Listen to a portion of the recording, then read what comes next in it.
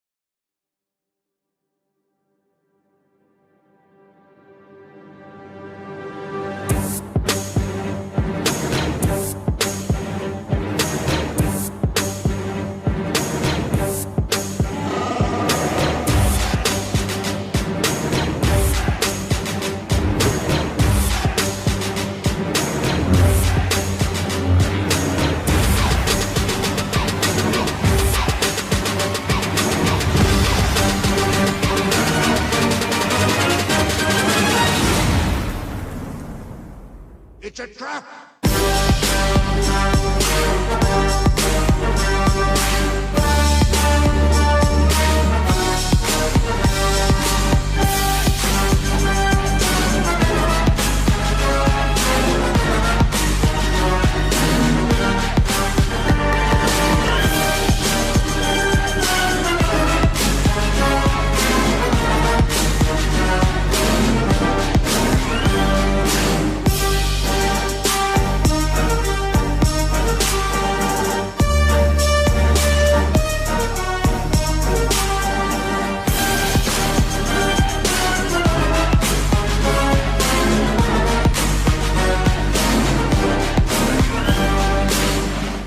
It's a trap!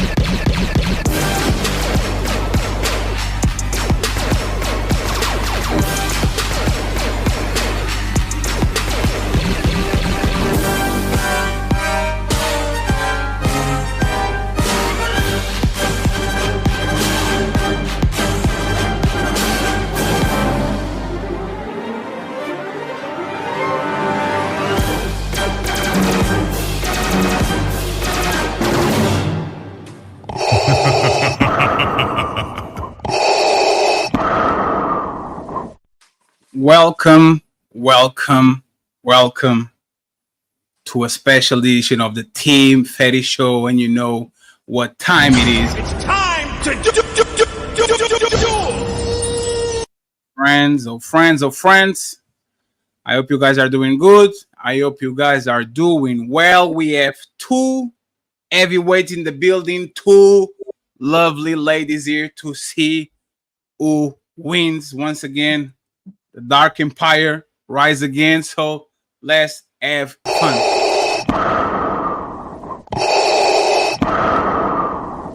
Welcome, everyone, to the official debate section of the Charter Review. All right, I didn't come here to argue with you. Oh, yes, you did. We're having a debate. Debate ain't nothing but an argument.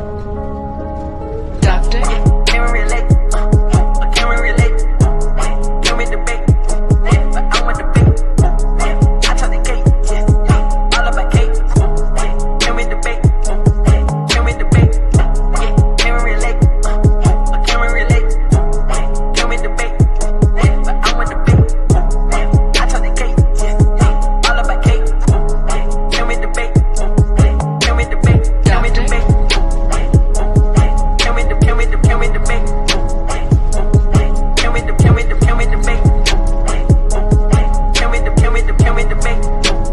Can we debate? Thank you very much. And your rebuttal, Mr. Carville. We have no response. That was perfect.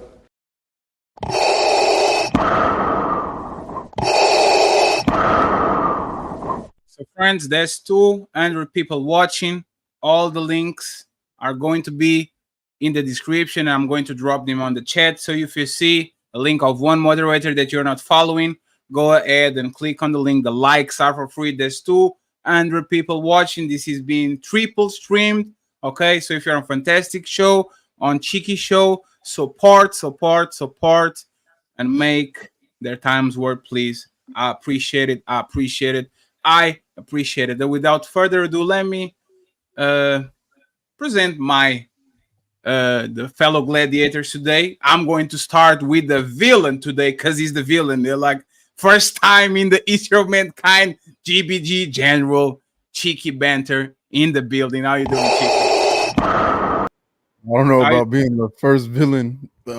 I've been a villain before, but I get what you're saying, man. I'm good, man. Happy to help support and bring people to your platform, dog. I think what you're doing is a good thing. Switch it up. I like it. I appreciate it. Thank you very much once again, Cheeky, for being here. And good luck. And on the other corner, it is the opposite. This man is the villain all the time, every time. And today, he is the one trying to save the galaxy.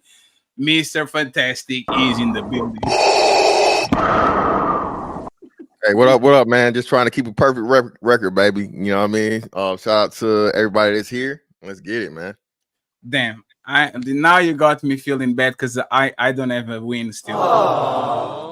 It's fine. He's going to come one day. Let me read the rules for the chat real quick for the interaction part, okay? I want to make sure that today there's no misunderstandings in the rules and all that. So please, please look at the screen. I will go to the interaction of the public so you guys can know exactly what can happen, okay?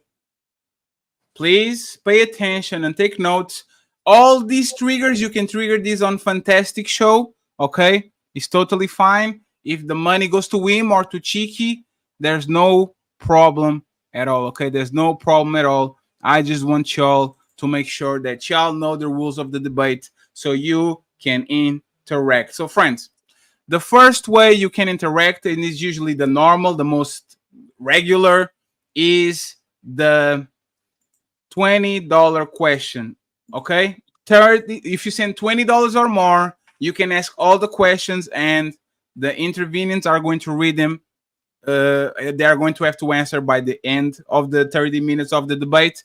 So, and like send questions, and we are going to make sure we get through that. We have something called Activate Shadow Realm. Please pay attention, especially for the people of X Fight Club. Please pay attention. Activate Shadow Realm is a no holds bar, the gloves off segment, okay? It costs $100 to trigger, and the clock stops, okay? You can go below the belt, but please don't go to hell. Please just go below the belt or be fun with it or be witty with it. I would appreciate that. The debaters still can dodge questions from their opponents and have to engage with each other. So, as soon as you see this, the Shadow Realm is on.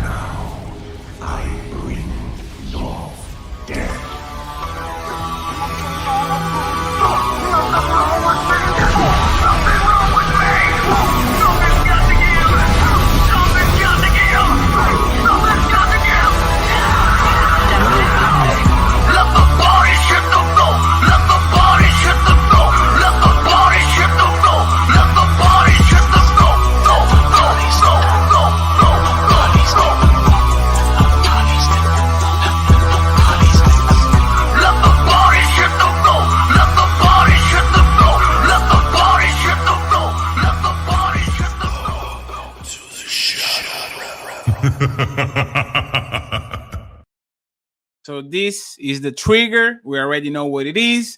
You can Google it. Google it doesn't mean that is Google, okay? It's just a name. The debater can challenge the accuracy of a statement using Google, playing a video, show evidence. Mods will decide if the source is valid or not, okay? So this is a tool for the people engaging into the debate. We have call a friend, just like Who Wants to Be a Millionaire. Ask for a friend or someone in the audience to come up and help the debater that triggered this action in for 10 minutes.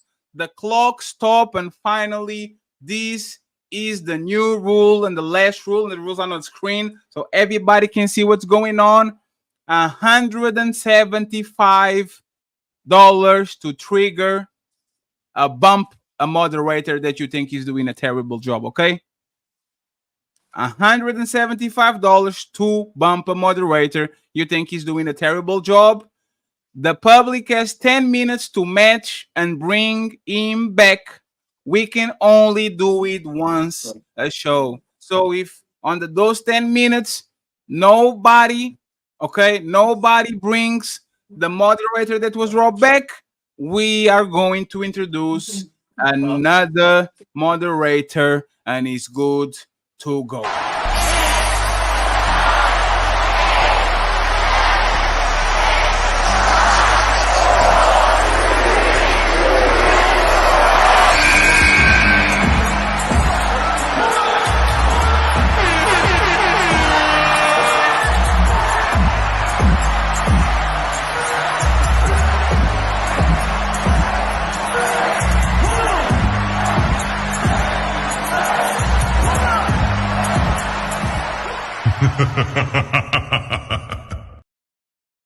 Once again, these are the rules. I want to say hello to the lovely moderators I have next to me. I waited a little bit because once again, you guys know already who they are.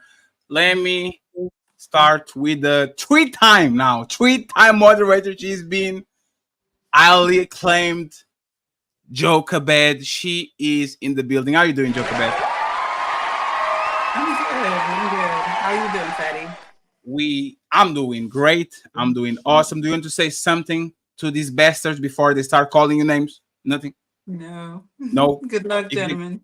If they call you names, I get them. I get them. And for the first time, she's known across the pond, Lady Chen, with her famous In the boat is it? Hi, Chen. How are you doing? Hi, Fatty. I'm fine. How are you? I am doing awesome too. Chen, you want to say something before they start calling you names? May the best man win.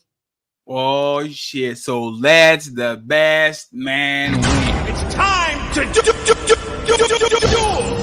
Friends, I'm just going to read these $20 super chats real quick just to set up the pace, and then we go from there. I want to thank my brother El Canal. He says, good luck to my brothers, Fantastic and Cheeky. May the best man win. Salute. May the best mind win. Salute to the untouchables.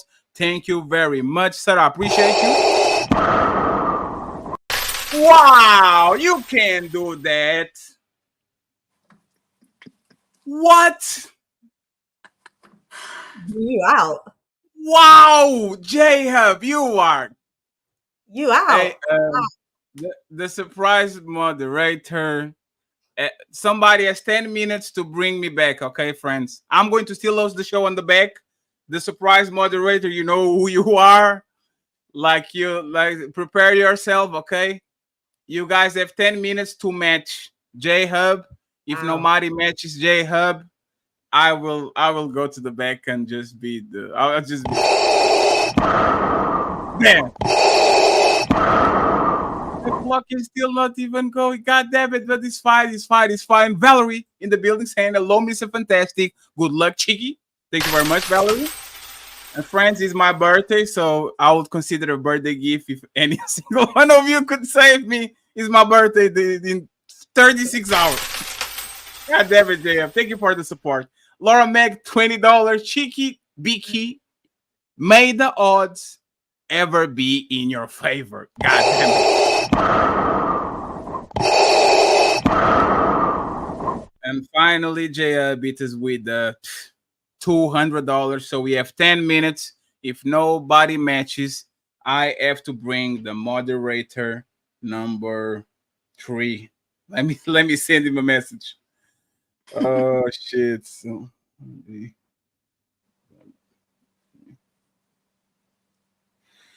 Lord Jesus.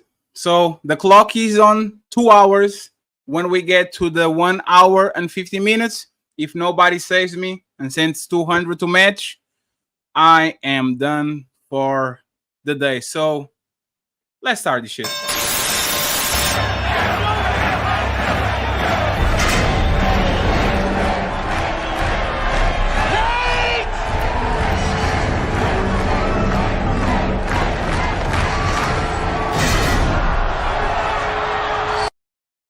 Will the guard please lock the cage doors at this time? The train off! Hey, Freak Show! You're going nowhere! I got you for 3 minutes! 3 minutes of playtime! Ah!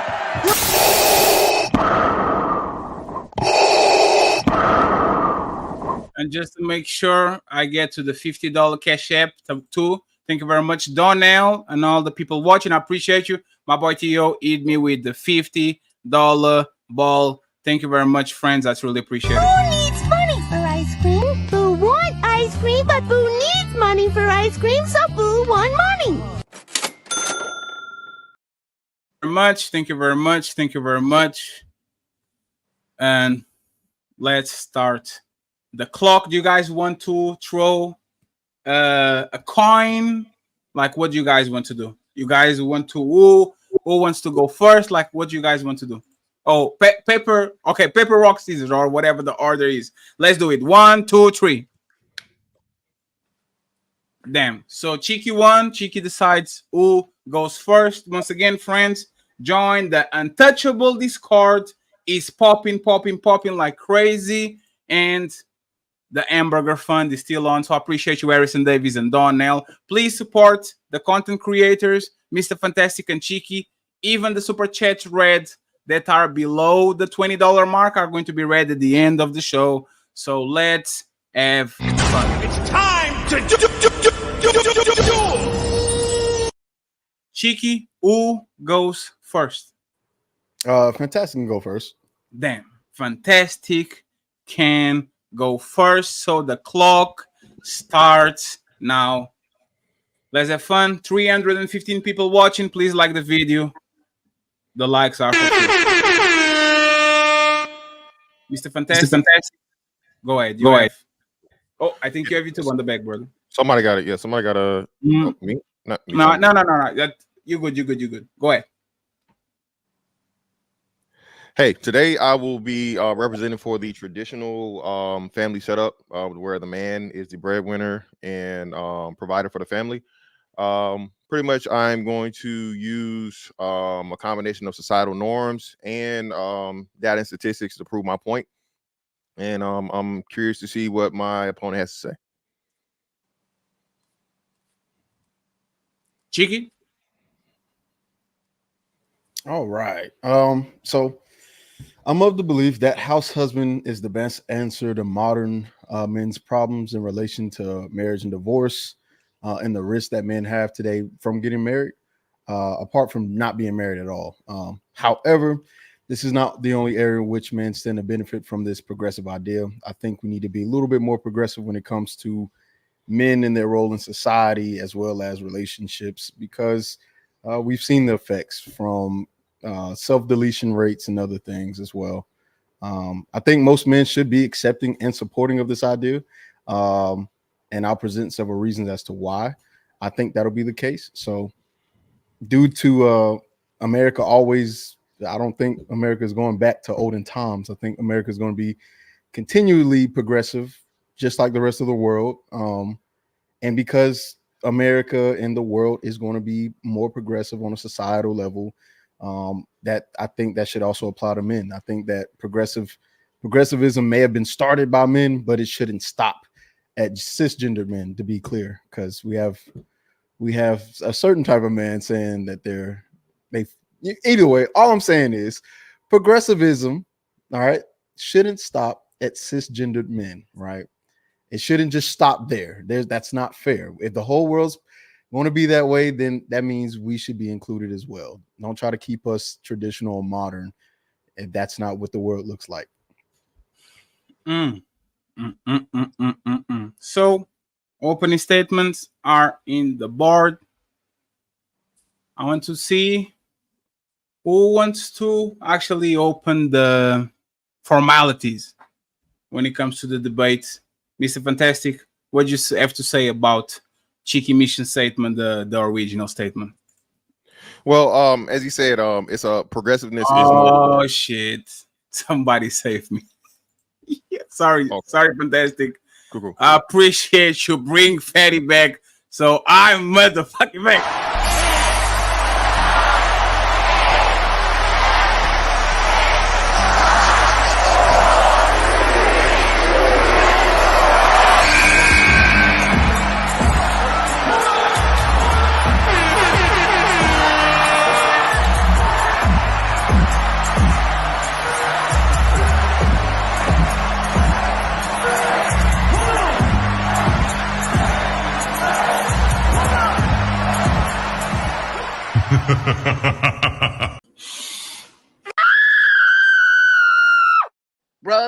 Brother.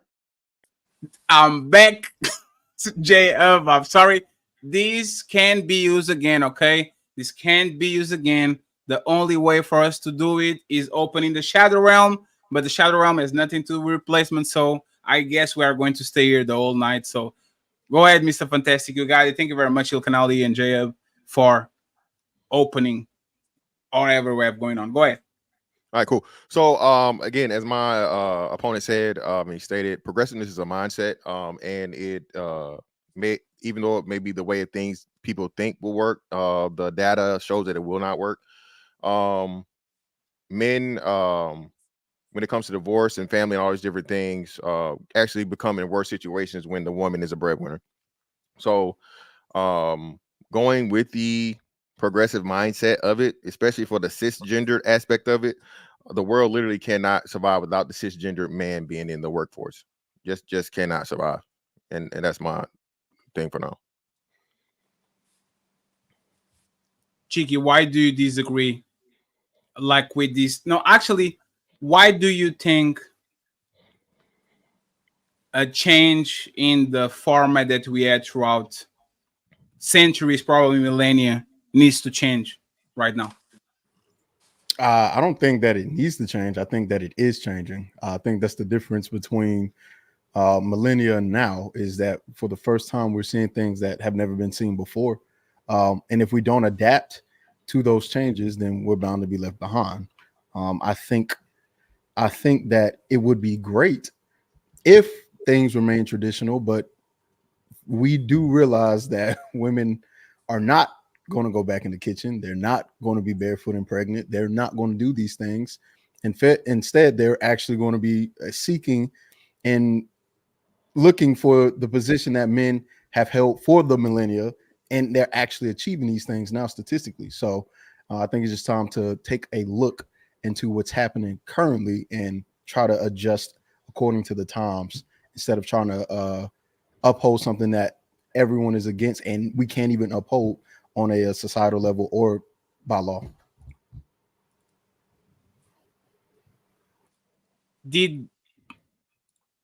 I'm trying to ask questions without being biased. Please, friends, be patient. We are building the plane as we fly. Yeah, may I ask a question? Go ahead, Jochebed. Yes. Cheeky, you said that when you say we cannot uphold these benefits, or we cannot uphold by law, what do you mean? Can you expound on that? So there, by law, I think there is no level of regression. So for example, regression would consist of women not working in the workplace, or women not being able to vote. You know, we've heard women like Pearl Davis or Pearly Thing say, I don't think women should vote, but we do realize that the actuality of that happening is it's not going to happen. If anything, we'll be more progressive, where we see women in more positions of power, because that's actually what they're pushing for through diversity and inclusion initiatives and several different things, trying to make sure that the wrongs of history towards women will be made right. And I think that men being who we are naturally, we're just going to be ignored in the process, and we won't be able to stop that on a legal level, because there's nothing illegal against progressivism. There is something illegal against regressivism. Let me ask you something, Cheeky, so we can define one thing real quick. Can you define husbands real quick, so Fantastic can explain to us why, like the intricacies of what might happen if we apply that? So let me see here. I'll just go with this. Oh, give me a second. I think the definition for house husband should be very similar, if not the same or interchangeable, to housewife. So when you just Google the term, housewife is a woman whose main occupation is caring for her family, managing household affairs, and doing housework while her husband or partner goes out to work. And I would just reverse that. So a man whose main occupation is caring for his family, managing household affairs, and doing housework while his wife or partner goes out to work. Fantastic. Why is your go ahead, you got this. Yeah, cool. So the problem with that again would be immediately. I'm sorry. Go ahead. Okay, so So the problem with that would be, again, the immediate impact on the workforce. By him saying this, I would think he'd well, can I ask a clarifying question? Is this something that you feel like the majority of men should uptake, or because that's where we're coming from this from, to where more men, and we're getting to the point of where there's almost equality, or more men being house husbands than work husbands? So not necessarily that more men should be house husbands, but it should be accepted and supported by men. The issue that we tend to have when having a conversation is men totally rejecting the idea and demonizing it as if it shouldn't happen at all. Right. That's we haven't even got to the part where we can even think about most men just accepting the idea. All right, cool. So the way I can attack this then at this point, okay, so still, even with that being said, if it's not the majority of men, if you have a substantial number of men increasing this, you will have an immediate decline in production. And that's not just nationwide, that's worldwide. Women work 12% less, right? Than and actually, it's not 12% less. Yeah, so 12% less women are in the workforce that are for the men that are in the workforce. I think it's 25 to like 50, right? So the issue and problem with that is that now you're requiring the woman to not only have to provide more, she's going to have to work more. And we always know one of the biggest issues and reason why there's a gender pay gap is because women work less hours. So a big part of what women do is they work in the workforce and they work in the home force. So now you're going to have more women that are taking on extra burdens and stress. And that leads to other things that are going to be not only intermarital issues, but possibly family issues. So when you're talking about, again, men reversing the roles that have been accepted for their gender norms, that's going to be a real hard for any man to expect, because it literally goes against what he's always been told and raised that his purpose is. Cheeky, do you want to reply or want us to ask you a question? Yeah, I can reply to that. So the thing about women that gap between women, that 12% gap, the question is, why is that? And then also, do they have they had the opportunity to do so? Because again, that's why things like the more progressive things within corporate America, specifically like the diversity and inclusion exist, is because that gap has existed for an extended period of time and has discouraged women from seeing themselves in a position to work where men have worked traditionally. So I think that through statistics of college education and the fact that men are actually declining when it comes to education within the 2-year college and the 4-year, all the stats are showing men's decline in that jobs that require a 4-year degree or more is going to be replaced by those who have it, which would be women. So when it comes to the fear or the caution against the workforce being shift one way or another because men aren't working it is actually being accounted for through other aspects within society today now, which I think will also cause men to be more. We'd have to accept that more men who don't have education will probably be in a role where they don't make just as much, or if anywhere close to the women that do have education. So now you have to ask, what role should they play and what role do they play within a relationship and society as well? Fantastic. The question for you would be, you have a practical problem with what Chiki says or a theoretical problem? Meaning, is the idea that doesn't sound good with you, or is the practicality of applying the idea? Like, what is your... So from a practicality standpoint, that's my point of view of where it just will not work. It's a admirable idea to give men a break, or like he said, I guess become more with the times. But I know an age-old adage is some things just never change. And the man being the provider, protector, I don't think that's ever going to change in a point to where it's going to be socially acceptable for that man to be less than that. Okay, so if you have if you have the man or a substantial number of men now that become house husbands and house dads, again, where does that put these women, and how are they going to react to the stress of added responsibility from the workforce? I'll make some specific there are some specific jobs and career fields that women just will not work. regardless of what they have as far as education and all these different things. So that's my time. I'll get back to it. What about you, Chiki? Do you? I believe that you believe in the theoretical point of view. Do you believe in the practical point of view of applying said idea? Yeah, I believe in the practical because it's actually happening. So the areas in which men, the areas in which women won't work, I'm assuming that Mr. Fantastic will probably be talking about blue collar. And, you know, sure, granted, but I think that's more of a generational issue than it is a gendered issue. Statistics are showing that overall, this younger generation or generations Z and backward have a cultural stigma against blue collar work, especially the women, right? I mean, and we know this is the case, and it was the case when Kevin Samuel was alive, when he would hear from women, hey, look, I want a man that makes six figures, but I don't want him to be a plumber. I don't want him to be a I don't know, a truck driver. And I think that with that, especially in regards to men, when they hear women don't want something, they tend to acquiesce on a cultural level, which means it translates to other areas as well as economics also.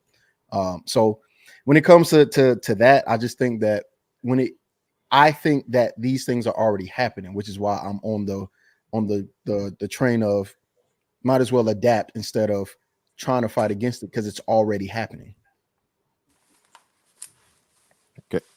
Fantastic. Do you want to intervene? Yeah, so there's evidence that as I was referring to earlier, certain job fields and those which most of them involve arduous labor, of course, but specifically let's see, electricians, construction laborers, machinists, firefighters, welders, mechanical engineers, things like that, right? And most importantly, farmers, right? That's what we're talking about here, and those things that are the foundation of a society. So women are not raising, within enough. They're not trending upward enough in those jobs because they're simply too hard. And that's why I say, as good of an idea as it may be, you're never going to get a woman to switch over to the ideology of where she wants to be a longshoreman. She wants to be an oil rig worker. She wants to be a fireman or police officer. You know what I'm saying? To fill the gap of the men that leave it in order to be house husbands. So that's the issue and problem that you have when you come to practicality, because pretty much in order to keep production at the same and not make a major deficit, and you know what I'm saying, you're going to have women fill those roles of the men that come out of the workforce to go into the home only. Mr. Fantastic, you say that what are you basing your idea on, that women aren't going to fill these arduous jobs, these arduous labor jobs? Like, looking at the little to no rate of trending from over the years of when the jobs have been, established. And like I said, those specifically, those jobs where you're going to talk about things again, firefighting specifically, right? Firefighting is one of the ones where we know, hey, firefighters not only put out fires, but firefighters usually but they usually show up before paramedics even sometimes, right? So once you have the firefighters taken out of this situation, to where I think is women make up less than 5% of firefighters. You know what I'm saying? So if you have men that makes up 95% of a job, and let's just say not even half of them, let's say 25% of them go into the house husband thing, what does that do to society from a safety standpoint? You see what I'm saying? So just using that specific occupation as an example is proof of what I'm talking about. Is it okay if I? Yes, you can rebuttal. The lady Chen can go afterwards and ask the question. Okay, Chen. So, Mr. Fantastic, I understand what you're saying, that, and again, I think there is a bit of an assumption that women won't do it, and I don't think it's unfair. But the issue, not necessarily even the issue. Well, this is an issue. It's not about man or woman. It's about the younger generation and its viewpoint of blue collar jobs, right? CEOs and other blue collar workers and owners have expressed that there is a lack of workers within these fields simply because people do not want to work these jobs within the younger generation, right? Most younger generation people would, of course, we're speaking my generation and lower. I think you're X, right? Just a. Are you Yes. X? No, Fantastic. I'm a millennial. Okay, millennial. All right, so people, younger millennials, and Gen Z and Alpha, they're not looking favorably upon these jobs, and there's a clear shortage and a high demand for these blue collar workers and jobs from both men and women. They're not looking for gender more than they are looking for bodies. For stonemasonry, I think it's. Let me look one more time. Here they are. Younger generations are not used to the rigor associated with construction, manufacturing, oil drilling, and other industries. The CEO expanded. And so we have a generation that has not had to work hard, has not experienced the blisters and the calluses that come along with chipping wood all day. And he's just speaking on, or this, they're using CEOs, and this is from the New York Post, to say we're lacking in this department of blue collar workers. We don't have enough people to build houses. We don't have enough stonemasons. We don't have enough anything, which is why the house rate is inflating. So if younger generation, both men and women, are saying we don't want to do these jobs, I don't think I can make it a gender thing and just say generationally, and especially on a societal level, younger people just don't see these jobs favorably because that's not the work that's fantasized about or romanticized. It's white collar work, being an engineer or a software engineer or a computer data analyst, whatever. And those are the men that most women look for. When you look at the most attractive occupations, when you Google that, it's lawyers. It is firefighters. Firefighters are in there. Police officers are in there. But then it goes right back to white collar work. So it's not as if blue collar work is the most desirable, especially on a romantic level, and on a societal level, it's not even viewed favorably amongst the younger generation, which is what I'm dealing with, right? Which is why house husband is progressive and meant for the modern man, which is why I said that early in the beginning. It's for a modern problem. Lady Chen? Yeah, Mr. Fantastic. Are you basing this, because it seems like you're basing this on women replacing men in the workforce? I was thinking that Cheeky was meaning that women are adding to the workforce as they already are there, and men, not all the men that are in the current workforce, are just going to retrieve and become house husbands. It's more of like an addition, not a replacement. Well, no. In essence, that's exactly what he's saying. If he say he wants men to remove themselves from the workforce and stay in the home, he's literally saying that. So now you're at us, because men, like I said, represent 12% more of the workforce, right? And then the production is where it is because of the surplus of men in the workforce, and men work more hours. If you take those men out, now more women are going to have to go into the workforce to replace those men. Now, this is the point where it gets to where the gender doesn't matter. It's a body thing. So it's a person for person. So if you remove men and the men go into the homes, well, ideally, you're pretty much, this whole thing is about a reverse, a swapping, right? A role swap. So in order, the people that would fill those roles would be the women. That's just the basic logic of the argument. But that's pretty much subjective. It's for the men.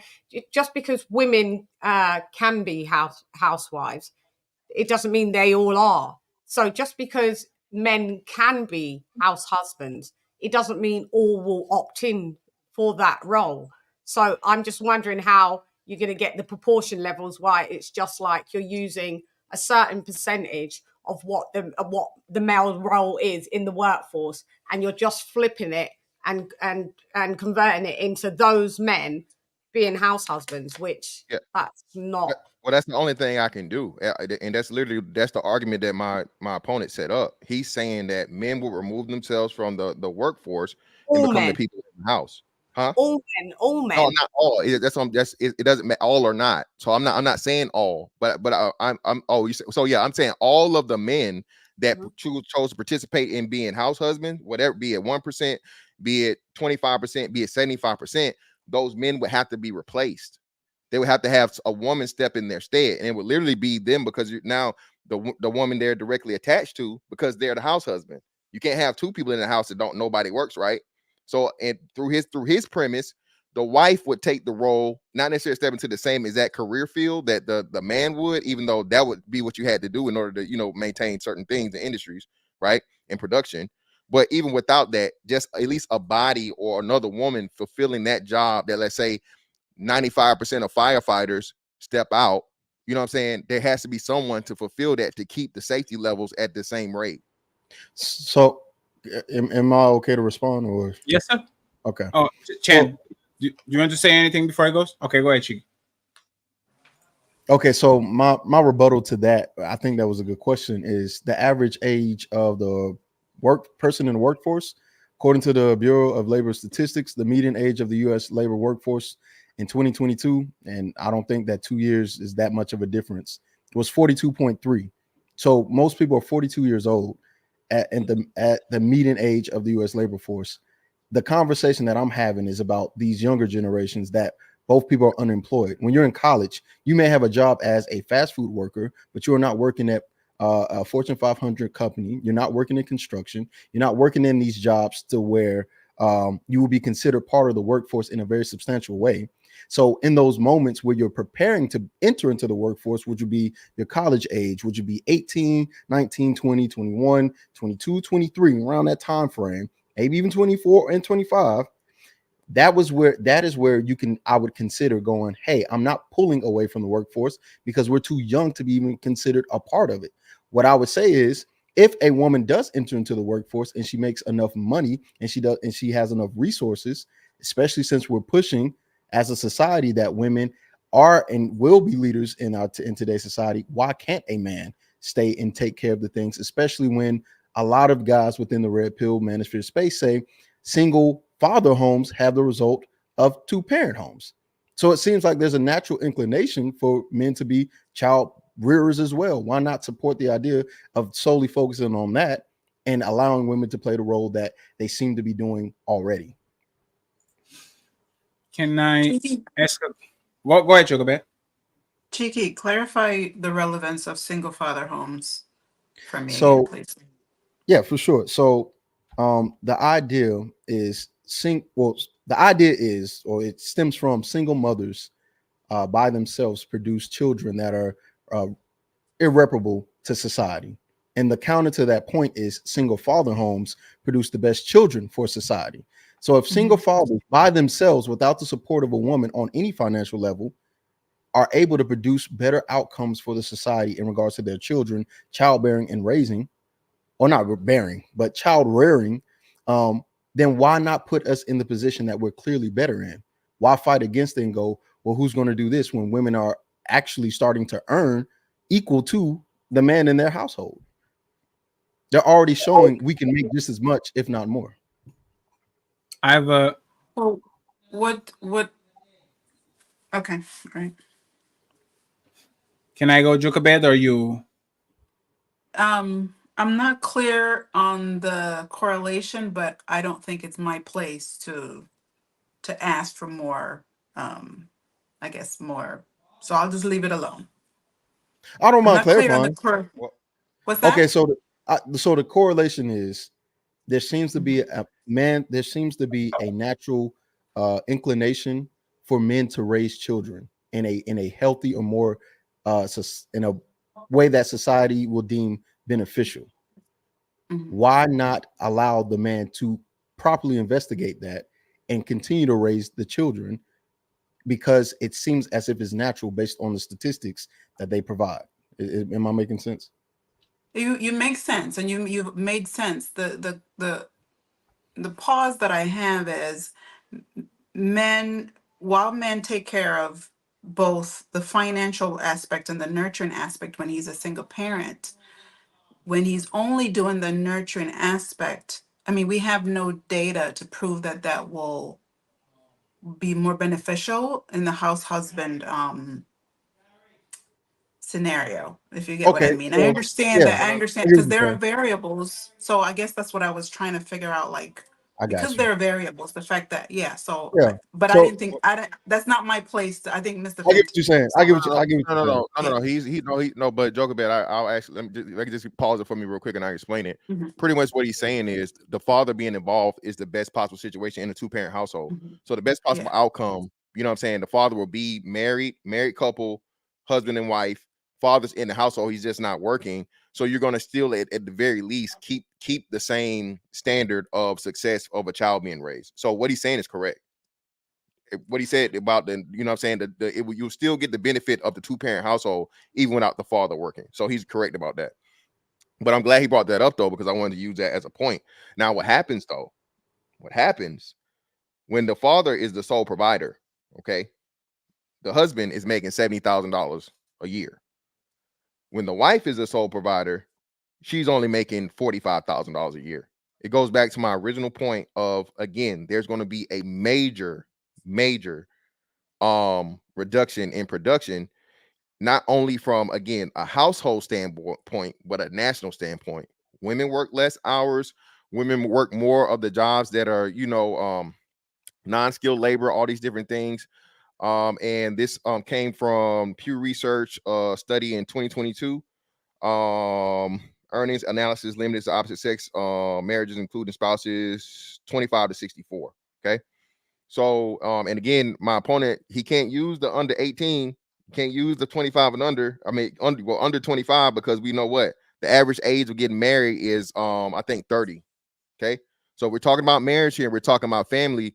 His statistics may be right. But if we're talking about marriage, we must keep the statistics in the range within the you know what I'm saying, married people are, and that starts at 30.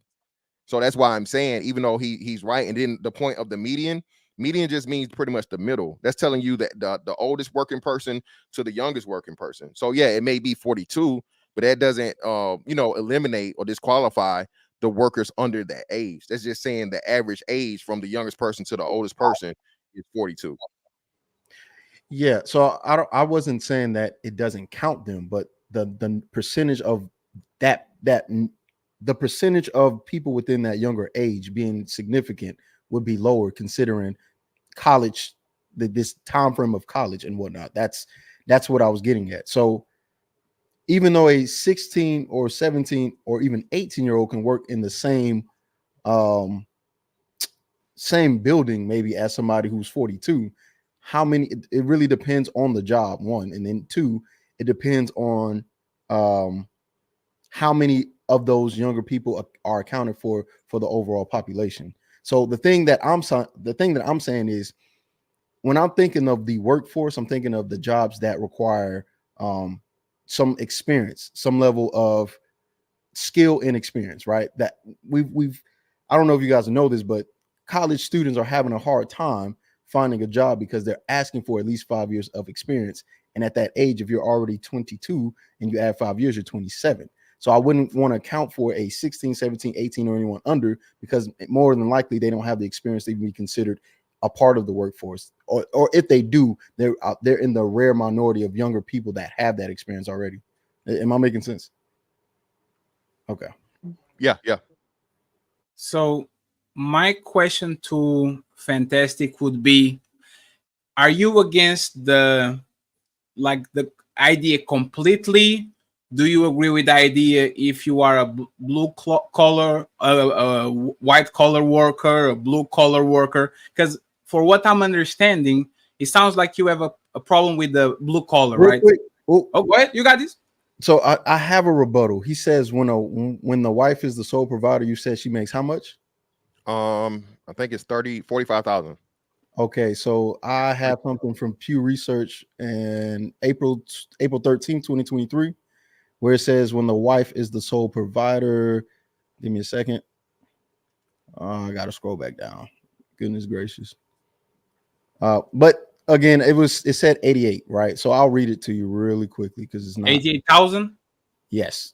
So I'll read it to you really quick. No, you hold on. Just so let me. Well, no, go ahead. All right. So here we go. Wait. The growing share of marriages in which give me a sec. I'm gonna go on mute. Don't worry, Chicky. I'm going to stop I'm gonna let him throw me alley. So actually, what it says is, it's not when the wife it's the sole provider, is when she's the primary provider. So that's when both people are working, and even still, then when the husband is the primary, right? He has a 96,000 in comparison to the wife's 88.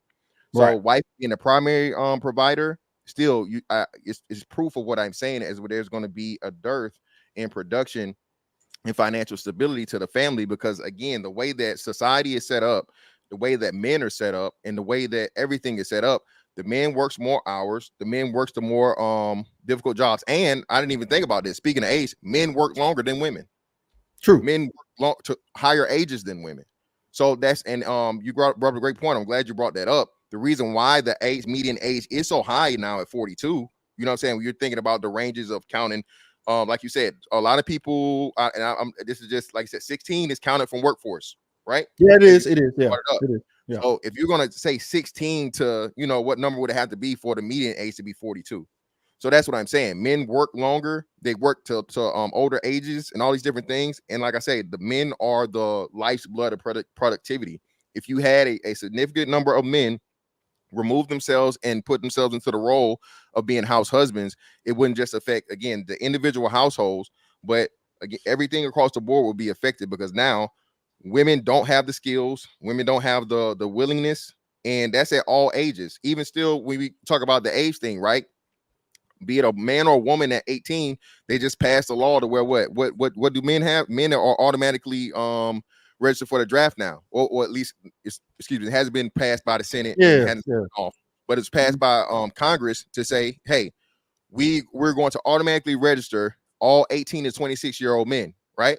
Are women volunteering to serve their country and protect their country and die for it if necessary? No, and that's not going to happen. And women have actually fought against that, and that further solidifies my point of where there are certain jobs that women do not want to work.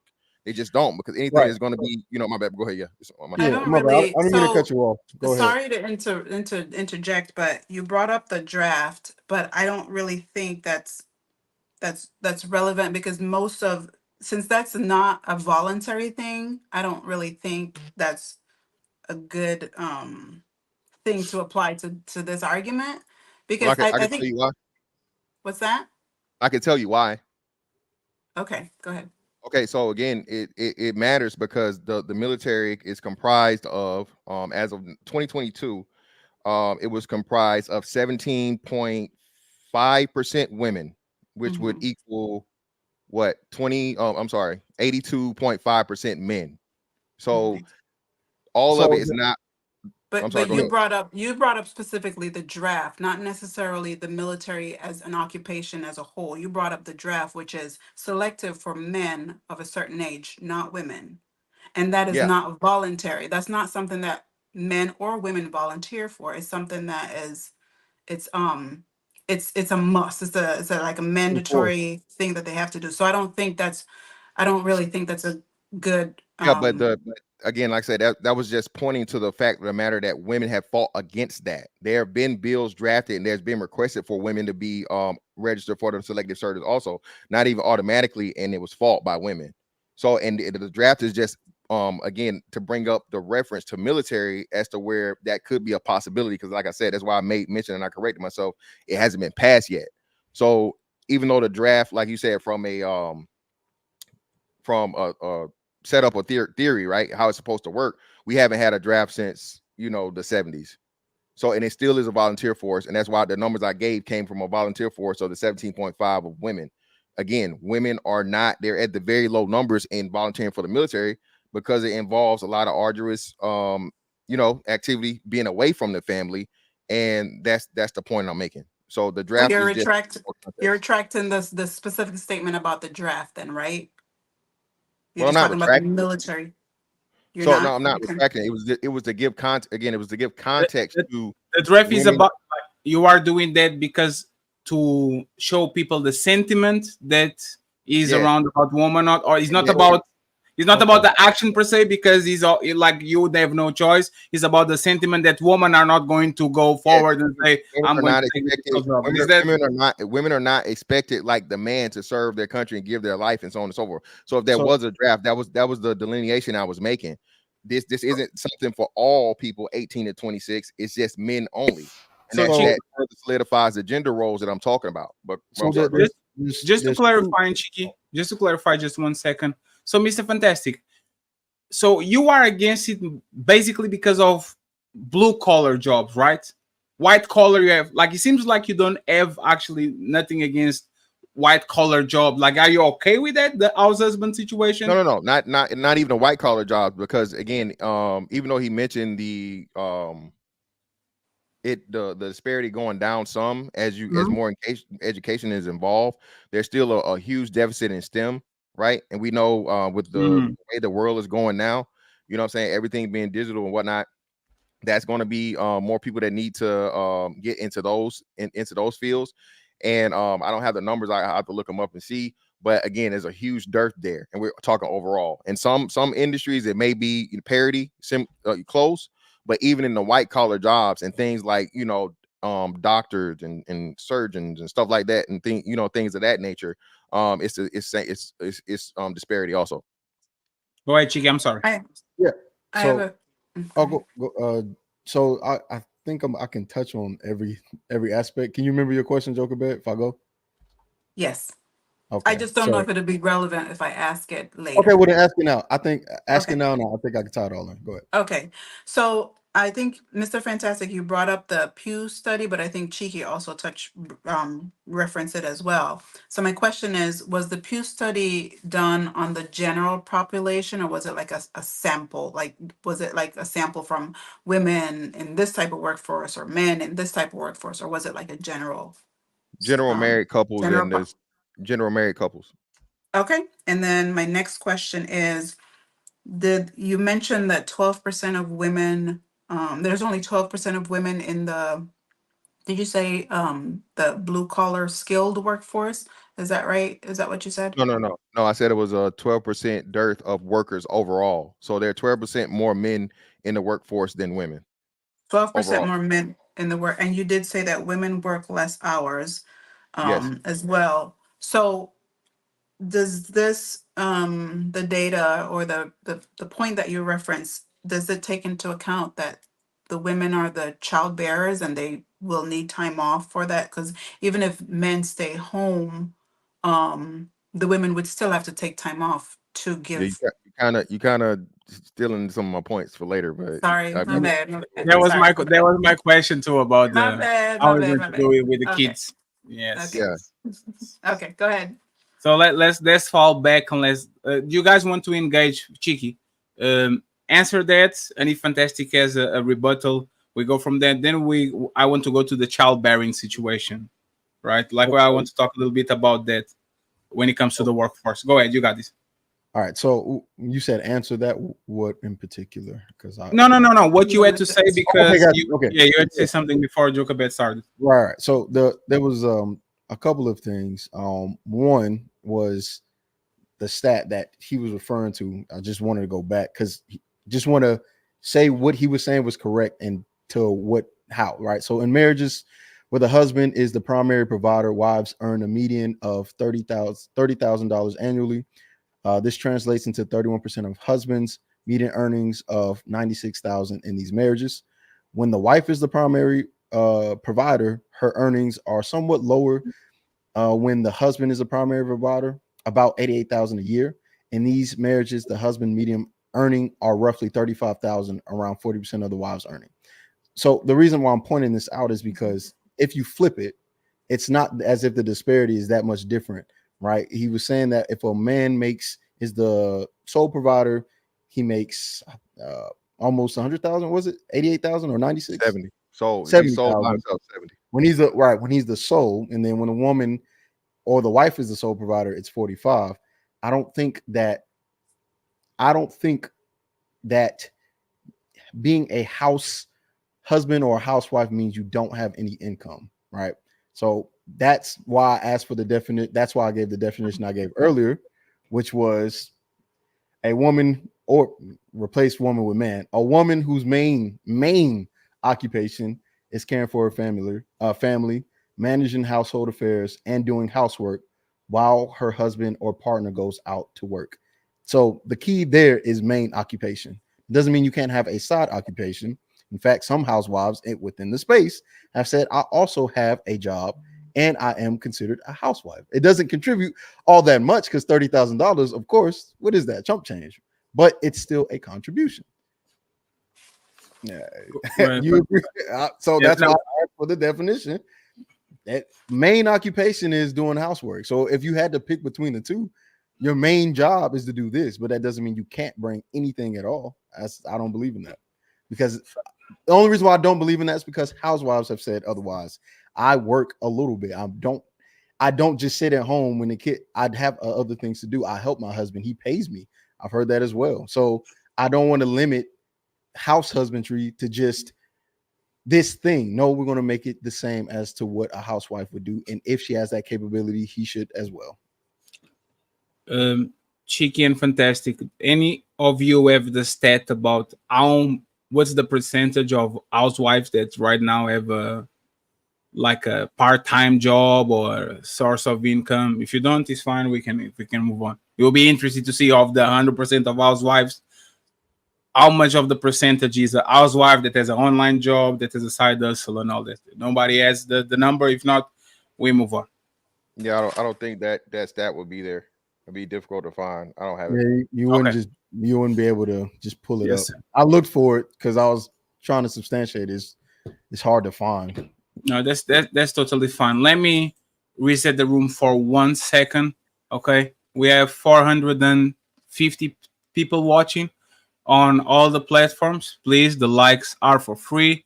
Please like the video. We are 1 hour 27 minutes away. The last 30 minutes is going to be to answer the questions from the chat. So if you want to ask questions to the fellows, $20 and up, and we are going to make sure we read them. Okay, the links are going to be dropped once again in the chat. Please like the chat. Please like the chat. Please like the videos, not the chat. Brother.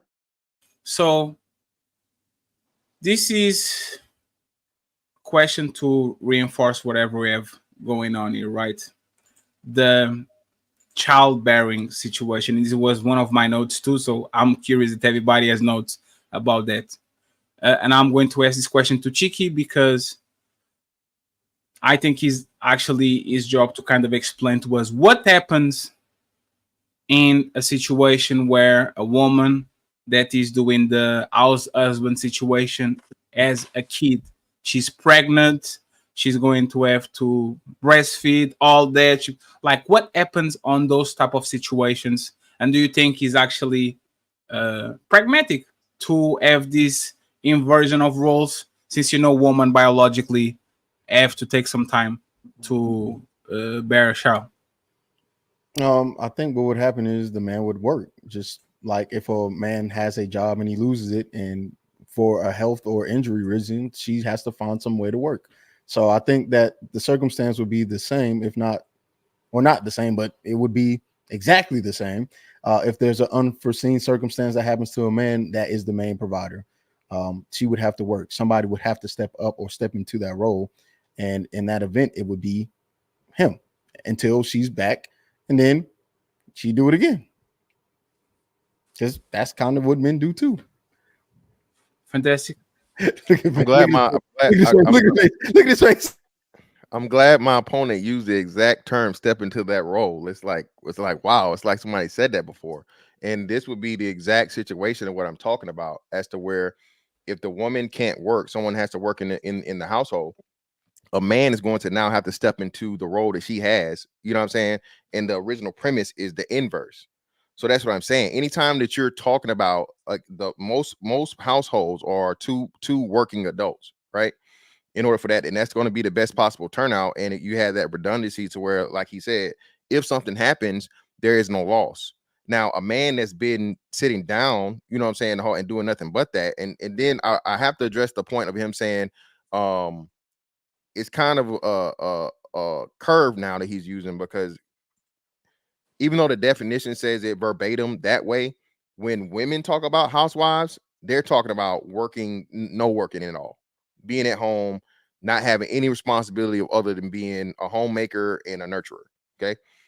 We have to break down to see what percentage he's trying to, because there are going to, even though I'm not saying it may have to be 100%, there's going to have to be a substantial amount of those husbands that want the same thing as he said the women have, right? They don't got no responsibilities other than making sure the house is clean and taking care of the kids. So in one of those situations, as to where now this man doesn't have any, you know what I'm saying, work experience, he's never worked, right? This is a non-working man. Is he going to be able to go and fulfill and make enough money to replace someone that's a sole provider? That's what I'm saying. I don't know if he's never worked. I would agree with, because there are women who were working and then they became a housewife because the man was the sole provider or primary provider, but that doesn't mean that they didn't work at all. As a matter of fact, I can think of one that we know is Cam and JB. Cam was a college graduate, well into working, had a master's, in fact. And when she married him, then that role changed. But it doesn't mean she didn't have any work experience. So I can't say that there's no work experience or no skills at all. I would just say that the primary purpose of that person would be switched from child rearing and homemaking or whatever to now working. And that doesn't mean that there won't be maybe decreases in expenses or something, but people know how to make that work. This is not uncommon. Yeah, so I agree with people knowing how to make it work. Yeah, you'll find a way. But then again, it goes to my original argument as to where it's going to be a deficit and a dearth that doesn't necessarily have to be there. Why? Because again, if a man can't get pregnant, so through the wife's pregnancy, whatever their financial standing is will keep the same, stay the same, whatnot, what have you, because he don't have to take off. You don't have to be down for it's not necessarily 9 months. I'm not saying that, of course, no, very few women take off working for a whole pregnancy. But if there are difficulties in certain things, there won't be that elongated period of time of where she's out for having a baby and then recovering, and then the time that she has to bond with the baby and all these different things and so on and so forth. You just don't get that with men. That's what I'm saying. And that's a biological standpoint for it. Do men, just out of curiosity, do men get paternity leave? I thought they did. In Europe, in other countries that are not the United States, yes. On the United States, I think it depends on insurance and a bunch of things. Depends on the company, right? It's usually shorter. Well, it's not even, and it's extremely shorter. It's way shorter than anything we compare. It's around 12 weeks, ain't it? Something like that. No, way less than that. For men, way less than that. For men, maybe like a month. Days a month. Yes. For men, no. They don't even give you that in the Navy or in the military. The military has officially, I think, bumped it up to 14 days free leave or something like that. Well, now I guess I looked up the wrong thing. All right, well, that's fine. So my follow-up question when it comes to the challenge, and this is for Chiki too. What about extra hours, Chiki? Because there was a fantastic point, I think, before, where probably the brunt of extra hours, I don't know if it was this point or not, I may be read it wrong, but the brunt of extra hours usually is tackled by men. Men are the ones that usually carry that burden. Do you think it can be transferred when the situation reverses? Do you think it's not going to be just the fact that we have to put women on jobs that are traditional, not theirs, is going to rub people some kind of way? Do you think putting them in those jobs and doing the extra hours that your men usually carry, like, do you think it will be something feasible, or you think it wouldn't work? You said would be bored, or what was the last part? No, if do you think he would be able to be applied and move forward, or you think like they would do the bare minimum, they would replace one for one? Like, what do you think it would happen there? I think that if they needed to, they would do it. They would work extra hours. I think in most cases, most women don't, because they have other things to do, like taking care of the kids, right? This is where women bring the stat, hey, when both men and women work, why is it that it's recorded that women do more domestic work, even though they work relatively the same amount of hours, right? Mm-hmm. So that's when you start looking into the roles and the gender roles within a household, right? Even when women make just as much, which is current, they still are reporting that women are doing most of the domestic work and are still taking care of the kids and still doing these things while working just as much, if not just a little less than the man that they're with. So I think if you give them the opportunity to work extra hours and that's what they wanted to do, then they would do it. Do you agree, Mr. Fantastic? Re-ask the question. If Chiki said if they had the chance to do extra hours, they would do it. If you agree with the premise that if woman was transferred to these jobs and they actually was doing the jobs, they will not just only do the jobs. If they had the opportunity to do the extra hours that usually men carry, that they would go ahead and do it. Yeah, no, of course not. Obviously not. No, again, because women have the option to do it now and they don't.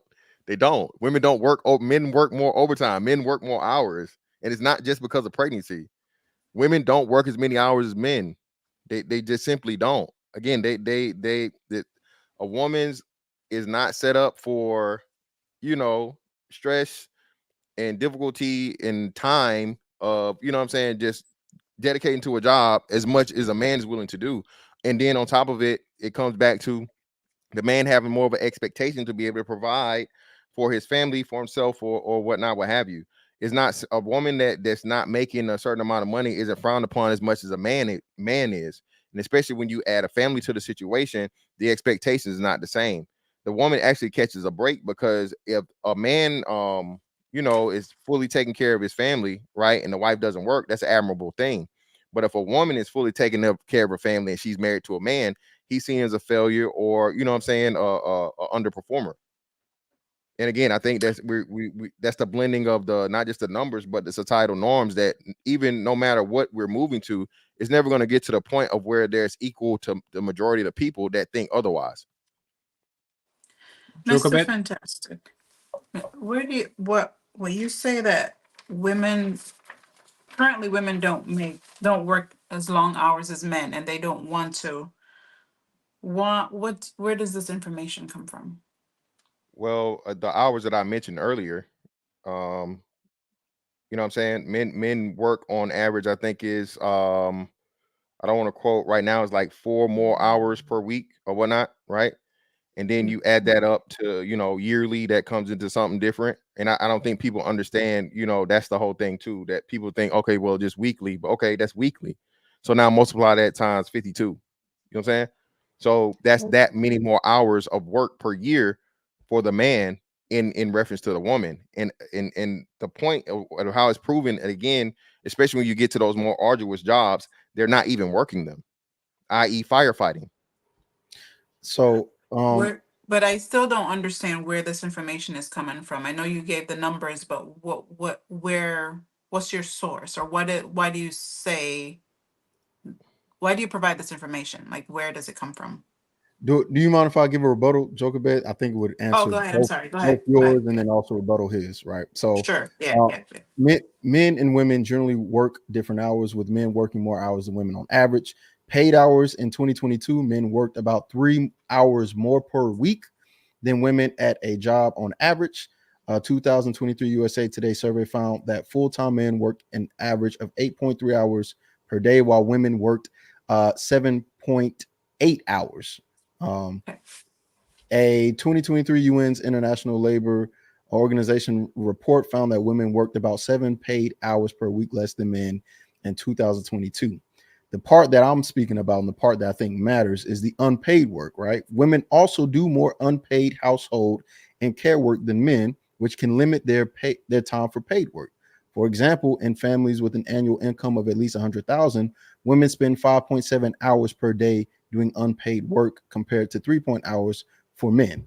So this kind of goes back to the what I was saying is, hey, maybe if they have more time, they would do more hours in this degree, but they understand somebody's got to take care of the household items and chores and things like that, and that they seem to take that role. I'm not saying that they can't work and won't work more hours within an actual job that's tracked and measured. I'm just saying maybe the opportunity isn't there, and that's something that we can find out, especially because this idea of this progressive idea of house husbands has never been tried before in mass or been accepted. So I'm pushing to see what will happen, because a lot of these things are unprecedented. We've never seen it before. We've never seen women make just as much as men on average, but that is happening right now. Okay. Hold on, can you repeat that last statement? We've never seen women make just about as much as men on average. Okay, just about. Okay, I thought you said more. Okay, cool. Yeah, it's not the same. It's not. No, I just want to clarify. That's why I want to clarify. That's why I want to make sure. Joker, Oh, you guys want to like? Yeah, so, no, I actually wanted to counter that. Go ahead. So again, the issue and the problem is when we look at the numbers, and you accepted this because you use the same quotes, right? When the woman is the sole provider, she makes less money. So when women are already in a position of doing this, right now, excuse me, yeah, way less money. So she's a sole provider, okay? She's making literally what's that, $35,000 less than what the man is making. Okay. When she's the primary provider, she's making $8,000 less than the man is making. And you said something earlier. I'm pretty sure you wouldn't just throw away $8,000 if somebody tried to hand it to you. $8,000 is not chump change, especially not in a economy where we're at 7% inflation and people are living paycheck to paycheck and all these different things. I'm pretty sure everyone would accept $8,000. Okay, so let me clarify real quick. When I said that, I was saying the comparison, right? Because the idea of you bringing up, hey, when a man makes as much, she only making 30,000. That's what you said. She's only making 30,000. That statement alone is very dismissive of what she's bringing to the table. So I did it in return, which is, well, if a woman is making is the primary, she's making 88. So what he's bringing is about 32. That's chump change, because and vice versa, you did the same thing. I'm only matching that. Well, I think mine is more accurate because that's almost a 50% decline in finances. I think most people, we're just talking about whatever the numbers was, and you lost 45% of your money. A person is bringing 45% to the table compared to what you have. Yeah, I'm pretty sure you say the same thing. But the difference wasn't that high. It was 88,000 to a woman. No. Yeah. So no, in that. So where the man is making more than the woman, right? But the man also, another big part you left out is that the man also made more money than when the wife did too. You know what I'm saying? So when the wife was a primary provider, the husband still made $5,000 more than when the wife was, and that's what you're not considering also in the math. Well, I am considering that, and the consideration comes from a couple of things. One, it does matter about the choice of profession. That does matter, yes. Two, and it does matter also about depending on whether or not it's a salary job or if it's an hourly paid job.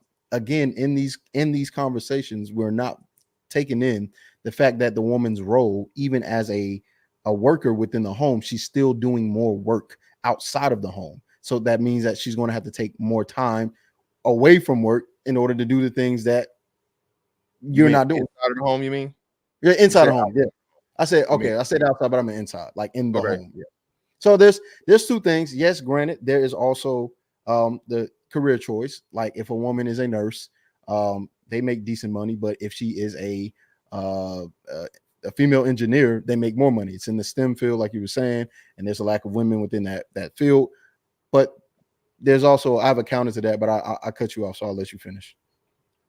No, I was done for making that. Oh, okay, my bad. So with the STEM situation, again, we're living in a society and a culture where they're trying to right the wrongs of prejudice against women and things like that. I don't know if you remember, but there was a article that was written a couple years ago where men were lying about their gender identity to attend a text conference that was meant for women because they simply couldn't get in because of what the United States in its progressive thinking and ideology has led to, which is looking for women to hire, looking for them to take those STEM fields and things like that, which in essence kind of neglects cisgendered men, right? Because they didn't have an issue with transgender, which is the reason why I specified cisgender in the first place. They didn't mind non-binary, they didn't mind gay, they didn't mind that. The conference was meant for women and non-binary men, and the men who lied about their gender identity were cisgender men because they were just looking for an opportunity. And I don't think that is going to stop anytime soon. I think that's going to continue, which is why I say, hey, if they're in that role to make more money, then why not let us play a role that's different than what is quote unquote traditional? Okay, this last thing I'm gonna close out. The proof is already there though. And can I Google myself so people can see what I'm talking about? Yes, sir. Do you want to go use the Google it? Yeah. Okay. Brother. That's a crazy soundboard. Damn. So let's Google it. Go ahead, Fantastic, and narrate what we have in the screen. All right, cool. So as you guys can see here, let me scroll up a little bit so you guys can see. All right. In egalitarian marriages, wives and husbands tend to earn about 60K each. Okay, so you have both people working. All right, you have even then the husband is still out earning. Now the 2,000, I can accept you saying that being chump change or whatnot, what have you. Okay, but look at all of the other numbers. This right here proves my point. The wife is the sole provider. Okay, she's the only person making money, right? All right, and that's what right here, the husband is the sole provider.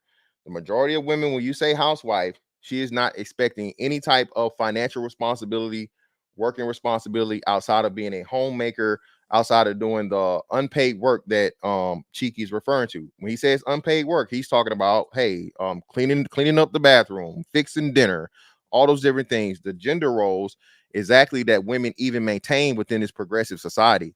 So that's why I'm saying the progressivism is there ideologically, but even with it doing that, the reason why these things don't work is because the woman now has the double stresses of being a provider, and she still has to be the nurturer and homemaker for the majority of the situation of the family structure. When you have, again, almost double the money, well, not almost double, because almost double would be 90K. So you have more than 50% would be what, 20 something. So yeah, so almost a 50% increase, right? So we'll say 45 or 40. So a 40% increase, or I'm sorry, a 40% decrease when the man is the only person working. That proves my point. You can't keep giving women a bailout and saying, oh, if they had the opportunity, they do work more hours, they get better jobs. No, this right here proves the point. When the woman is the only person making the money, the family suffers the most, be it job experience, be it length of hours worked, be it whatever the factors may be. That right there still mans my argument and proves exactly what I'm saying about a woman working is just not the same as a man from a productivity standpoint or financial gain standpoint. Can you go back to the study? I'm sorry. So sorry. So can you go back? Okay, no problem. And Chick, if you want to rebuttal, let me know. I have a question for Mr. Fantastic after this. Go to the top, please. Hold on, sorry.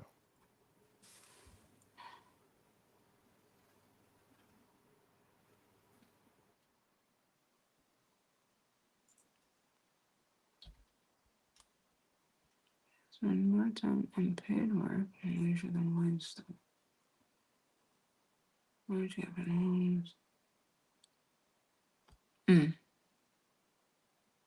Okay, go down. Sole provider, wife primary provider, husband primary provider. Okay. Okay. All right. Thank you. We are 1 hour in, by the way, friends. And if you guys want to activate the Shadow Realm, you know, $100. And people can become a little bit spicy, but not all the way. Okay, not all. I bring your death.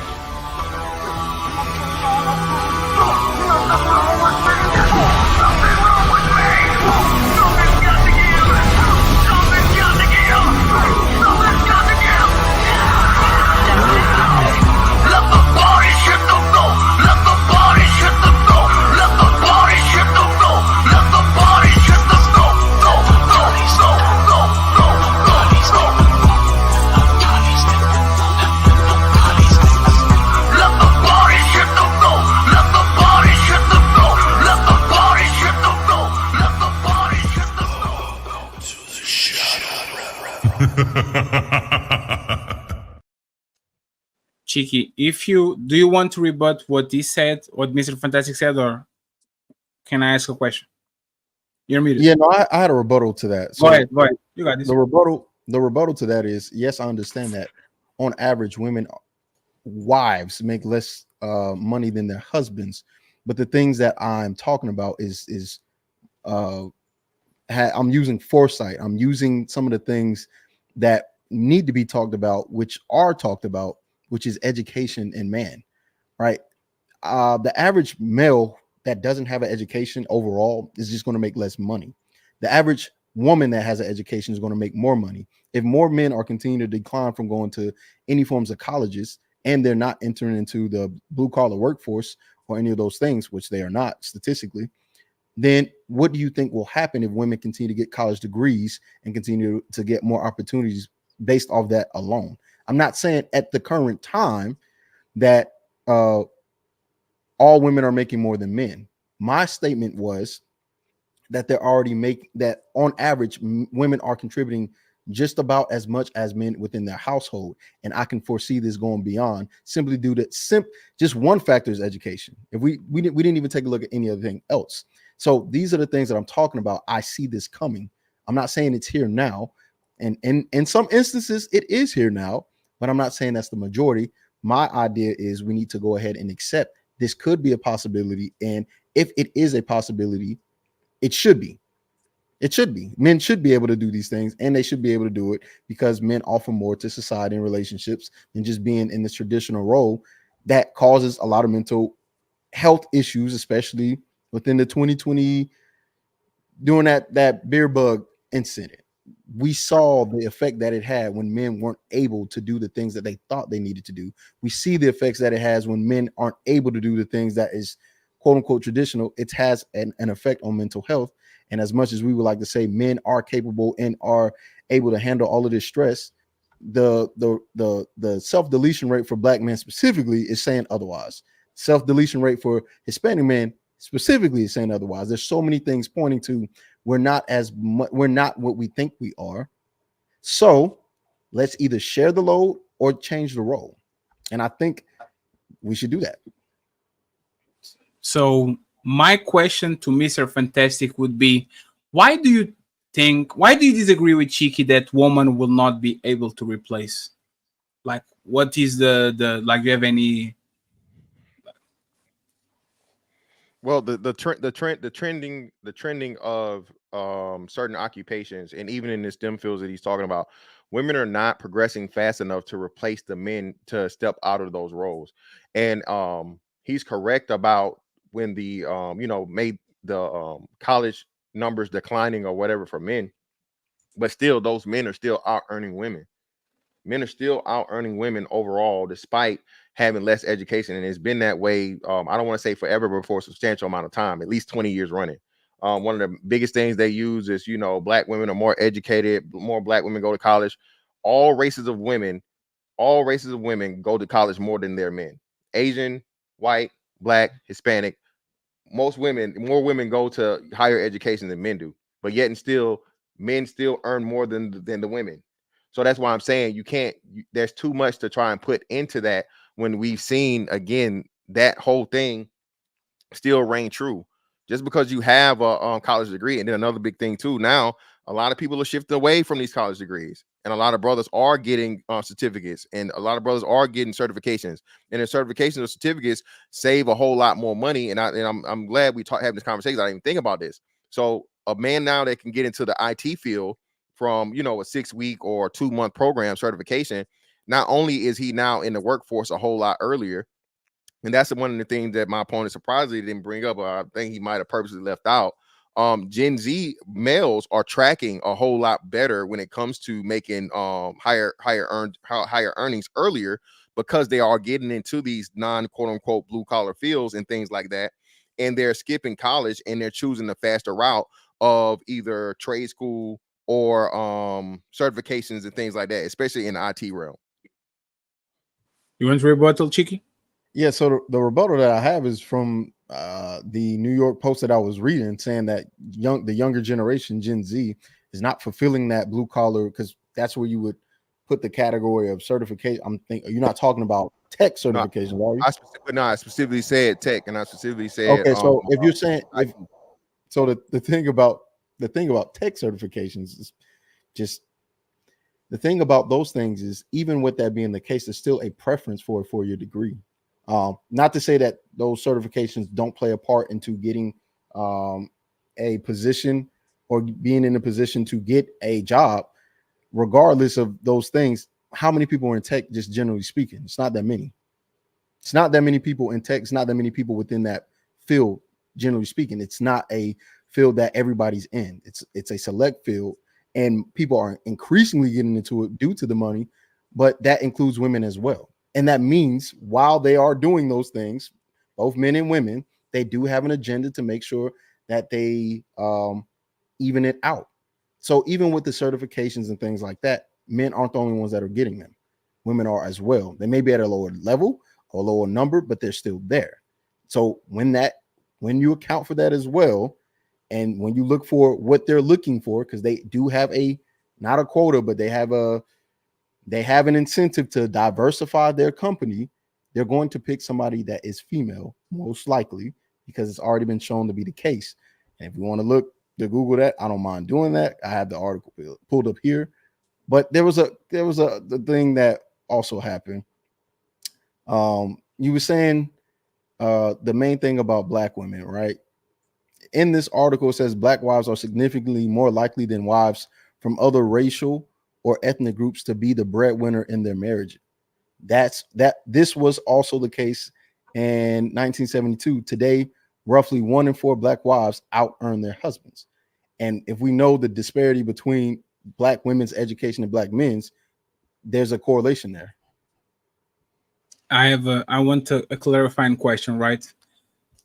Would be out earning meaning that man would stay at home and do the gender like roles, because you can say the out earning part, of course, but it sounds like it's 2 people working and 1 person is out earning more than the other, right? How does that correlate to a situation where the woman is clearly the breadwinner and the man is because in the natural process of just being in a relationship or a marriage, you have kids. So somebody, if it's capable and if willing, somebody would be the primary caregiver or taking primary caregiver of those children. We're so used to saying, oh, there's a child, a woman will do it, that women are now saying, hey, if there is a child, why not you do it? That has been a more increasing question amongst younger women, as well as women saying they don't want children because they prefer a career over children. So this idea of women, one, having to be the ones to take care of kids, they're fighting against it. And some of them are saying they don't want kids. They're so against the idea of just being in this traditional role that the only natural inclination is to go, well, somebody's got to do it. Why not the man? Why can't a man do it? Is the question. You want to rebut, Mr. Fantastic? If not, I have another question for y'all. Yeah, so actually I wanted to rebut something he was saying about the requirement of college degrees. This is an article from Fox News. U.S. companies increasingly eliminate college degrees as a requirement amid out-of-control school costs. One report projected 1.4 million jobs could be open for those without degrees within the next 5 years. This article was published October 16, 2023. And it goes on to state again, American businesses are increasingly eliminating college degrees as part of their requirement for corporate roles. They specifically said corporate roles. Okay, so that don't mean just ground workers, grunts, and all these different things. We're talking managerial up to almost anything other than CEO, which is part of a wider trend in the U.S. job market that is de-emphasizing the value of a 4-year diploma, according to experts. And when they say 4-year diploma, they're talking about a college degree. Okay, American companies like Walmart, IBM, Accenture, Bank of America, Google have announced plans to reduce the number of jobs that require college degrees. Okay, 2 of those, and one I don't see where it was earlier. It stated Amazon in a similar article, but it's not here, so I won't count that. But still, when you're talking Google, IBM, Accenture, those type of companies, Fortune 500 companies that are extremely valuable, and they're eliminating 4-year degrees for, like I said, a lot of the cases, the certificates, and the person just being able to do the work without the college debt. That further solidifies my point, what I made earlier. I was done. I was trying to. I don't want to take too much time because it's totally fine. GQ, you want to rebuttal? Anybody want to ask something? If not, I'm going to reinforce the question that I did before. Go ahead, GQ. Yeah. So the main thing he was talking about was certificates in tech, and I was speaking to that specifically, right? And this is something that I'm finding, while some tech companies still require college degrees for all positions, others are increasingly higher based on skill rather than degrees alone, right? According to the 2022 survey, 47% of tech employers say skill training credentials are most important for entry-level jobs, while 26% say college degrees are impactful. However, some tech leaders are hiring managers say managers say that many IT positions rely on technical skill, not a degree, and that these skills can be developed in other ways. For example, some companies are hiring employees without a college degree and fast tracking IT training programs known as coding boot camps can prepare people for high level tech jobs in a few months. Now, the rebuttal to this, when I click it, however, some companies may prefer and require bachelor's or advanced degrees for senior and management level roles. The main portion, especially when it comes to the certificates, is that sure, it may be good for entry level, but the issue that we're having, let me not say we, I'm a janitor.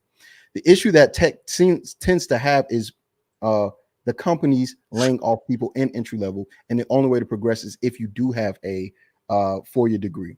That's where the issue comes, right? You can be in a boot camp for 6 weeks, which is very typical, which is something that's trendy and cool to do. People do the Google certificate, UI, XI design. But when it comes to getting to the next level where you start becoming a president or vice president or within a company or the tech lead, they're requiring more. And that's the barrier of entry. So yes, you can have a certificate and those things may exist.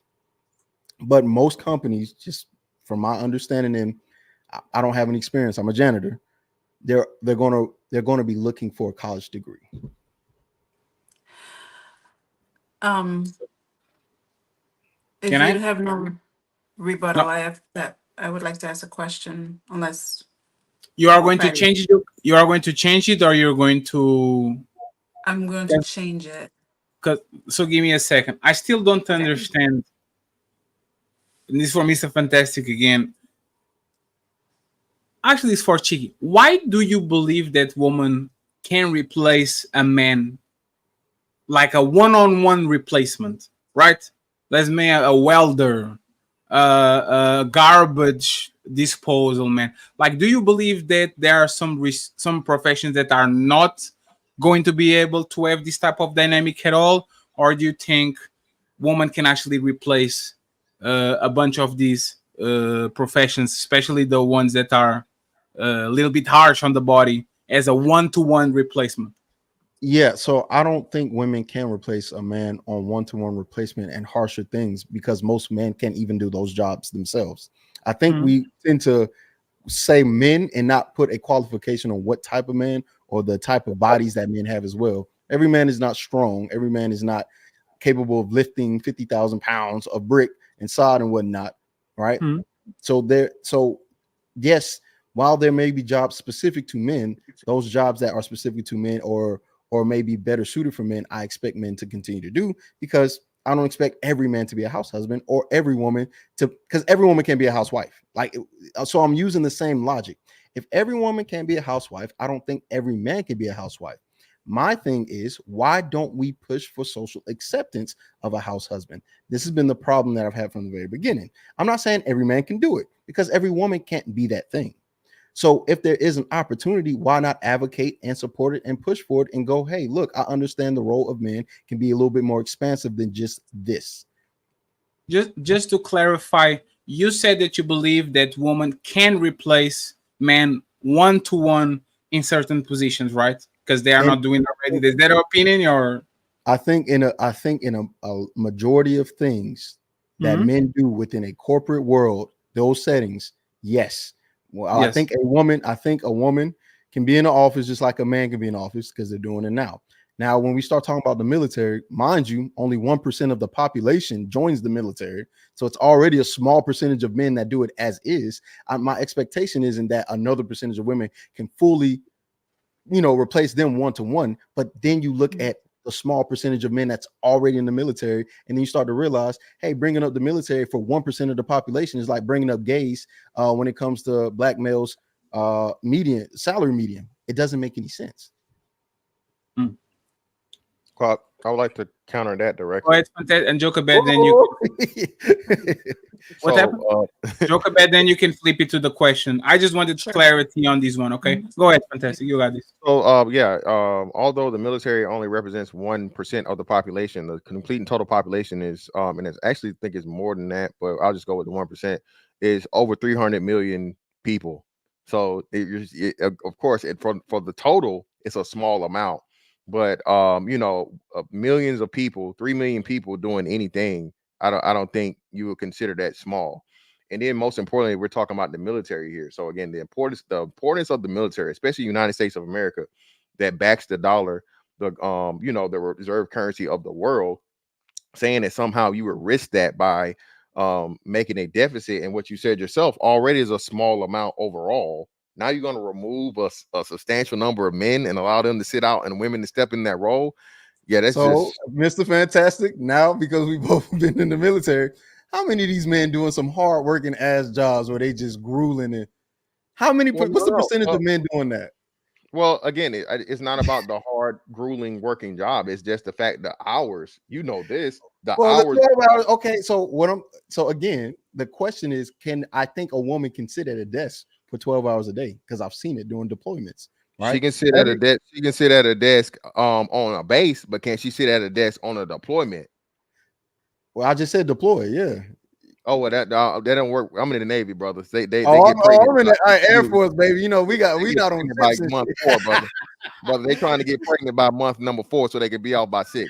But hey, look, man. Okay, but the overall point is, what I'm saying is, even within the 1% of the population, now you have to think about the percentage of jobs that are actually strenuous in the military, which is not that many.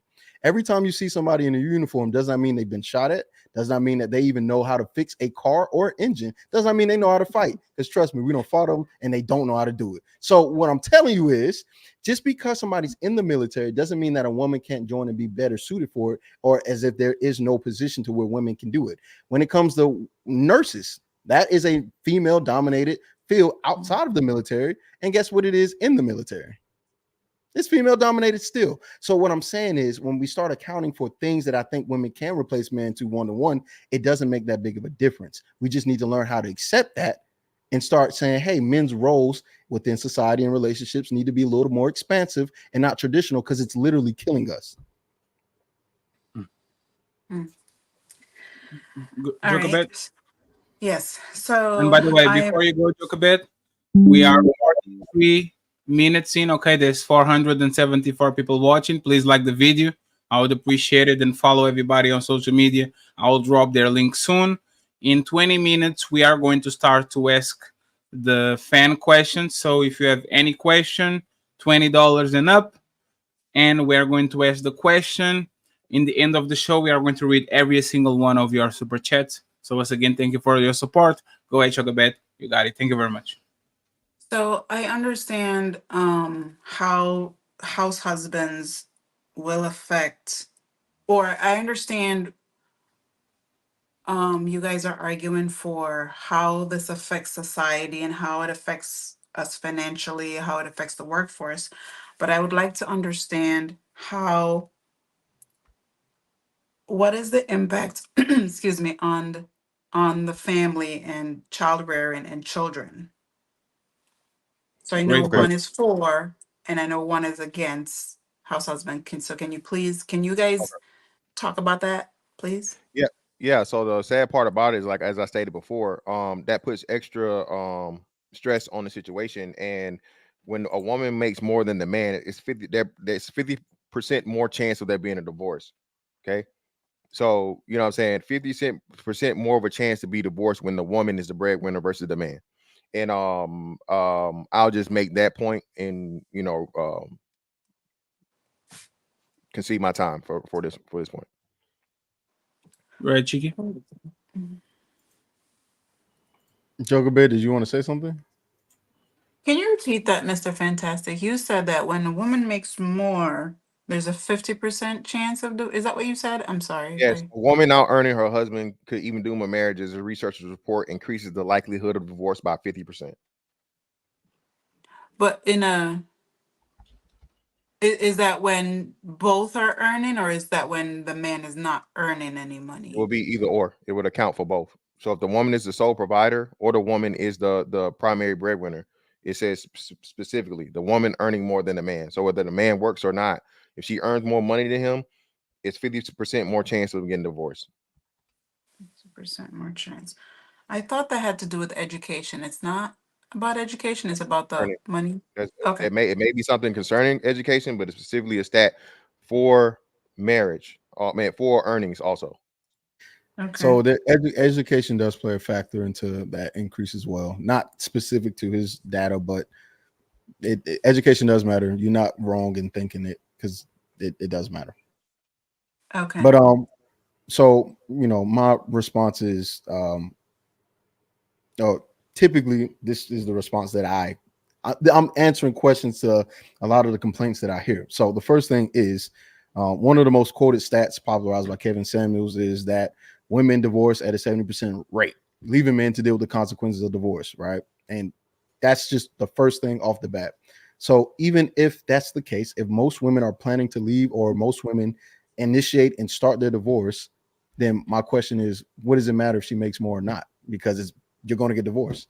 So if divorce is on the table, why does it matter if she makes more or not? Especially since that's the ideology that is most common amongst men that I hear within the space, right? So that's my first thing. Second thing is, considering that 70% of men were making just as much, if not more, than their wives in 2015, most men believe that they have the most financial risk to marriage and divorce. The first thing we hear about when it comes to marriage and men is she's taking half. She's going to be taking my money. She's going to take this. I make more. She's going to take more. That's the common consensus. So the question is, well, how about you don't make as much, or she makes more? What happens if you take her stuff? It's a logical question, and it's something that can be answered. You may not agree with the ethics of it. You may not think that it's manly or masculine. You may think on a societal level it's wrong, but I don't care. I'm dealing with the basics of the logic. So if 70%, if we switch the role on that, and we already agree that, not agree. So we already hear that people divorce at a 50% rate. Why does it matter if there's a 50% more increase when it's already halfway through? We're not even sure we're going to last anyway. So you make more money. Okay. So go ahead, Fantastic. Yeah. So he just proved one point. You just answered your own question. So it's math. It's simple mathematics. If there's already a 50% chance, right? And you add another 50% to that now that 50% chance just turned into 75% chance. So that means now you literally doubled the chance. Well, I'm saying increased it by half the chance of it's not making. So that's what you call going into a statistical failure, like almost guaranteed. Anything that's over 75%, pretty much you're talking about that, is pretty much a gonna happen situation. So that's the problem. So the same numbers. Go ahead. So the same thing would apply if it's a failing situation. If it's a traditional and it's a failing, if it's a house husband, what does it matter? Yeah, but percentages matter. So again, okay, I'm pretty like you said, so we gotta apply the same logic, right? So again, let's just use an analogy, right? If I told you it was a 10% chance of you dying if you stepped out of the house today, you going outside? Mm-hmm. All right, but if I told you it was a 75% chance of you dying today, are you going outside? That's not comparable. If you told me it was a 50% chance of me dying, am I going outside? I'm gonna say no. If you tell me it's a 75% chance of me dying, if I go outside, I'm gonna say no. So let's knock it down. So that's what I'm saying though. But the problem is, the issue is you presented a percentage that was very significantly different, which is 10%. Okay, so we can go from 30. So 30 to 60 then, because that's how about 30 to 35? Huh? But that wouldn't be comparable with the numbers, because then you're doubling, not doubling, where it's 50%. So that would be half onto it. So now you're jumping from 30% to 45%, which is close to half. Or if you're already at 40%, now you're jumping from 40% under half to over half at 60. So you have to keep it at the 50% rate that we're talking about. Okay, so if I'm at 50, and I'm getting ready, and you're saying there's a percentage of it being a little over 50 or a lot over 50, whichever one. We're kind of getting into the weeds of things, and it's becoming less and less clear as to what you guys are saying. And I do understand both of your stance on the numbers for divorce and how it affects the family that way, or breaking up the family that way. How does it impact child rearing and the outcome of children? How would it impact if you implement House Husband 24? How does that impact children? And if you don't, Because Mr. You Fantastic, increase you disagree. no, yeah, you increase the chances of there being a broken home or a separation of the father from the mother by 50%. That's what it's telling you. When the woman earns more Right, money, right. that I understood that point. I understand the negative of it. So I wanted to know, is there any positives to house Yeah, no, husband yeah. his So or the right. So or the Mr. positive would Fantastic, be are you saying that there's no positive and it's only going to end in divorce? Is that what you're saying? Well, I mean, it's no, I'm not saying only, but I'm saying at a 75% rate, or whatever. Oh, and I think it's actually higher. I don't know what it is, the current divorce rate is, but if you're going to increase that current number by somewhere upwards of 20+%, and it's going to be definitely over half, that's going to be quite detrimental. If you had numbers that were under half chances of things making it, and now you add half of it to it, and you're over 50%, there's more than half a chance of something failing. Most people wouldn't invest in that situation. So you're saying the marriage will fail. Cheeky, do you have a or you're saying that the number increased for the marriage failing? Yes. Cheeky, do you have what is your stance on how it impacts the children and child rearing?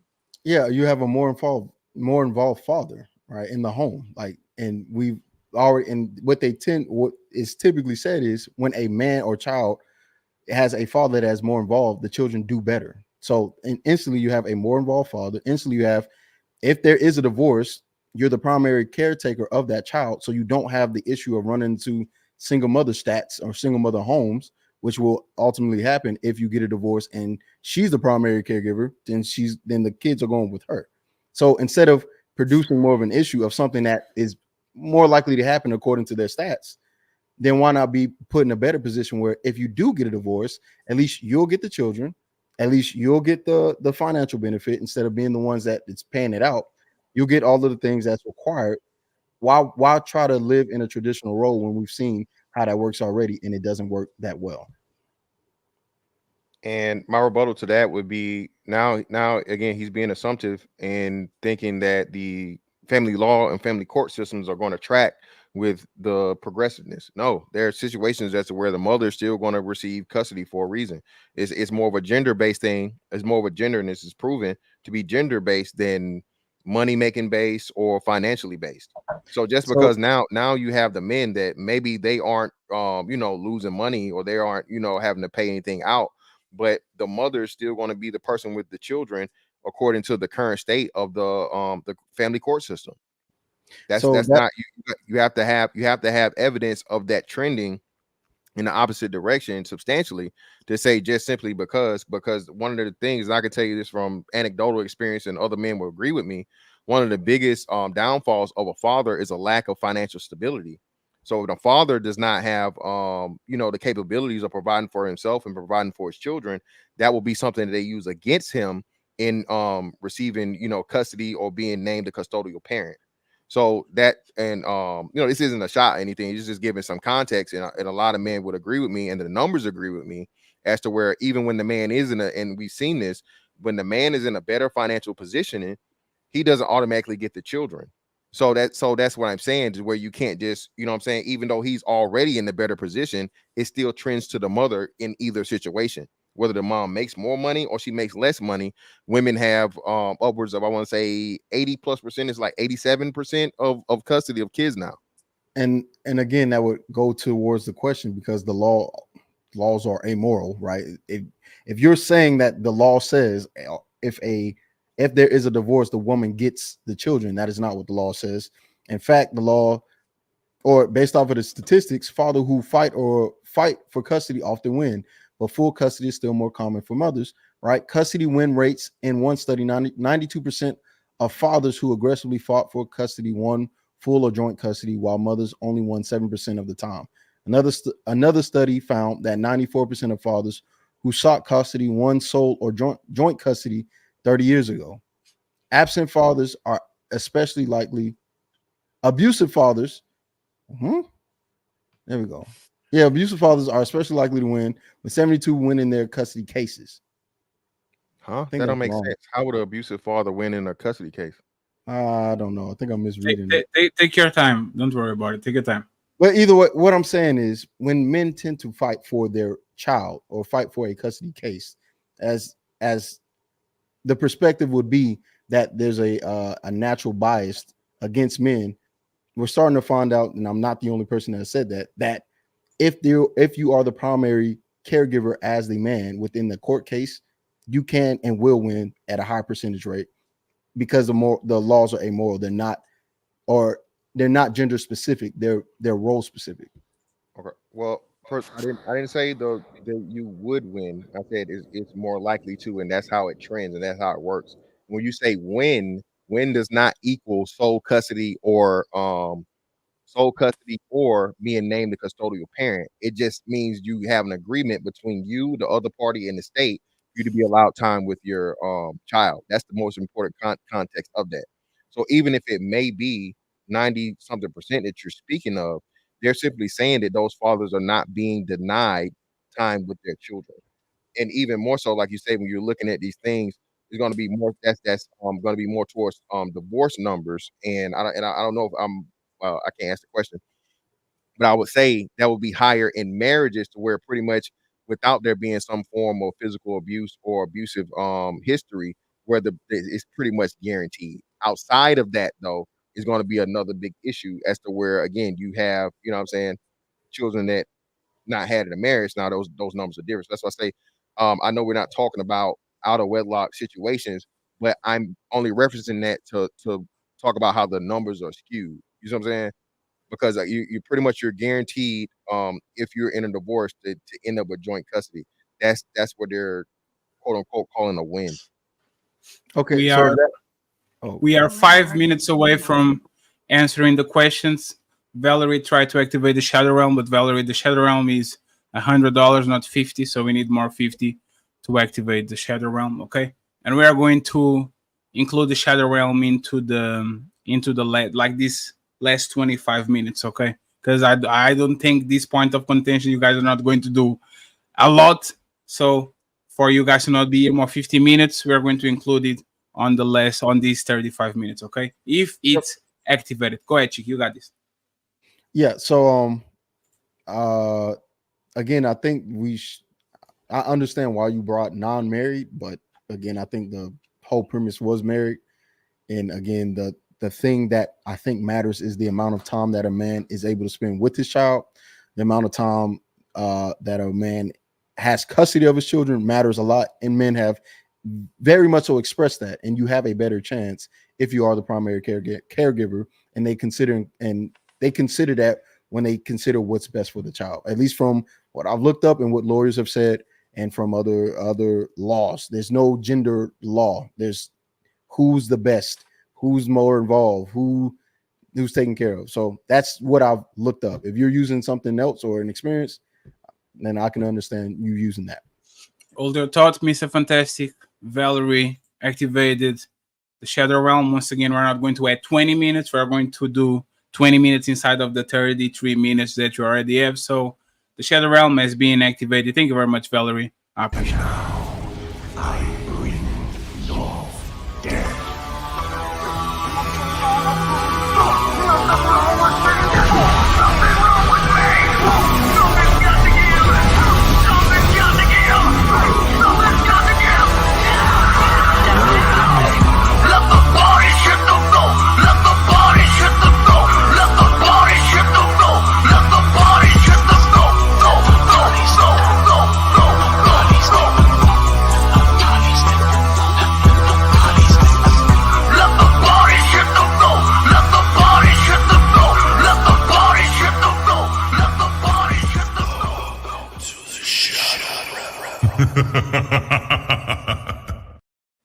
And by the way, friends, 666 and 66 cents. So I think there's the demon or the devil number. I don't know what's going on here, but we're going to continue. Go ahead, Chick, if you have something to say. And I have, sorry, it was Mr. Fantastic. And then on the 30-minute mark, I have a couple of questions, and then we go to the $20 questions. We have 3 minutes to go. Yeah. So again, no, it's not my anecdotal experience or whatnot. And you're kind of using anecdotal experience. You say you mentioned lawyers you spoke to and things like that. And I'm telling you from not only the lawyers I spoke to, but me. I didn't speak to, no. I didn't say I didn't speak to any lawyers. I'm just saying what appears online. Like okay, cool. So referencing to that. Yeah, okay. I didn't speak to no lawyers. I would try that statement. So I misinterpreted. So again, this is what I'm saying, right? And it's another interesting thing too. I'm glad we brought up. We need to discuss this. So I have a question. So you say marriage, you're only talking about state sanctioned marriage? Like you mean like going to the courthouse, stuff like that? Well, either courthouse or church or whatever. Like a marriage license. You're talking about a marriage under a marriage license. Were you able to put married and not single on your taxes? Yeah. Okay. Okay, cool. So you're talking marriage license only. Okay, cool. All right, cool. So again, in those situations, let me can we agree that house husbands, like I would mean within the confines. Well, that's what I'm saying. I don't want to. It is shadow realm though, so I don't really. I like you, but you forget about comment. Well, you good, dog. Do what you got to do, man. It's for the show. So you're forgetting about common law marriage, and you're forgetting about a lot of things in the family court system. And like I said, this is my wheelhouse because I've had to represent myself in a family court case, in both custody and child support situations. So the lot of the misunderstanding of or misinterpretations that people have is the language that's used within it. Like I said, most importantly, we most focus on the winning. Okay, winning simply means that you were giving any amount of time with your children, usually unsupervised. Okay, even if it's supervised, maybe, but that's why I have to mention it for context, because some people consider that may be considered a win, it may not be.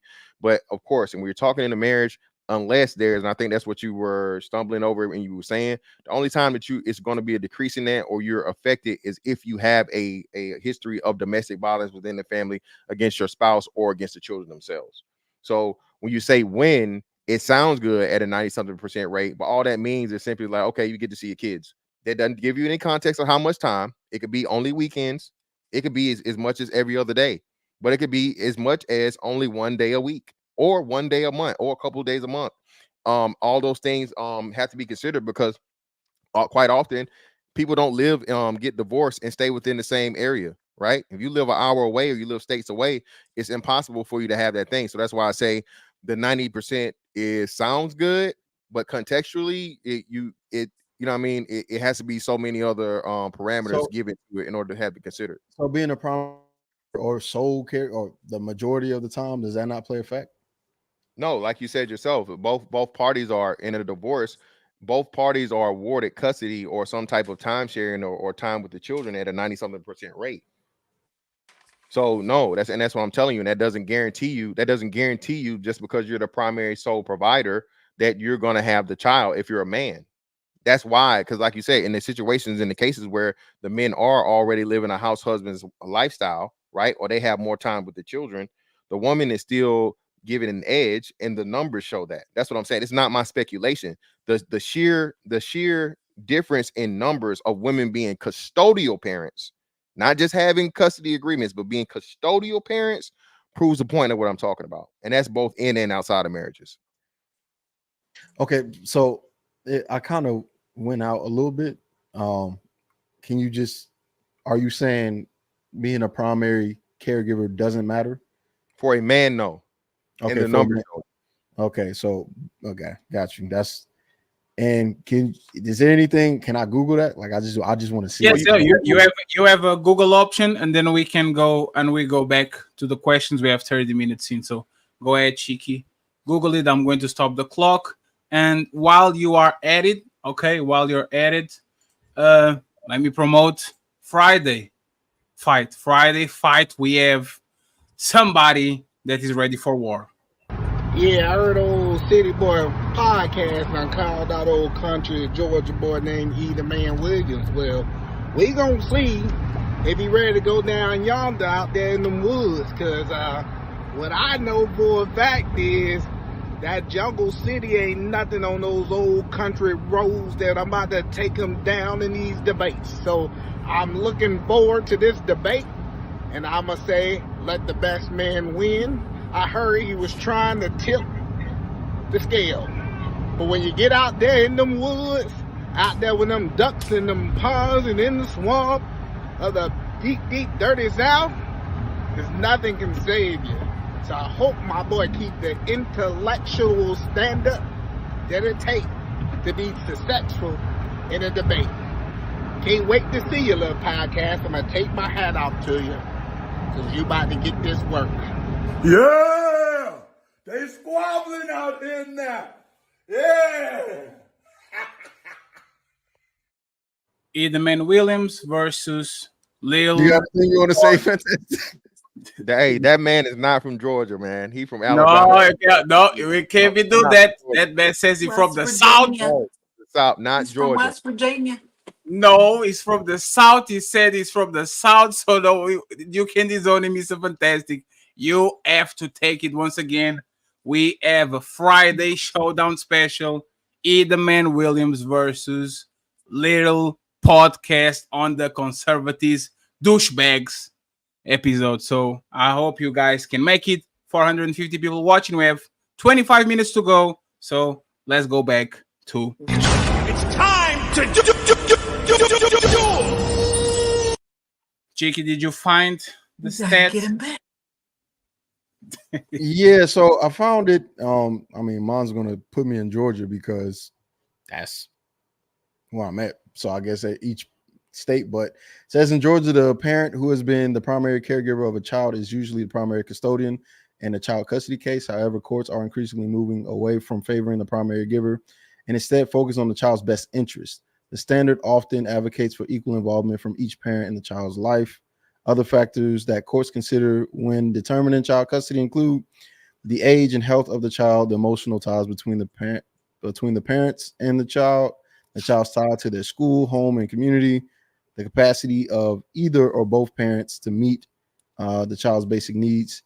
And then it says if both parents are fit and want to be involved in the child's lives, the court may see it as in the child's best interest to have two active involved parents.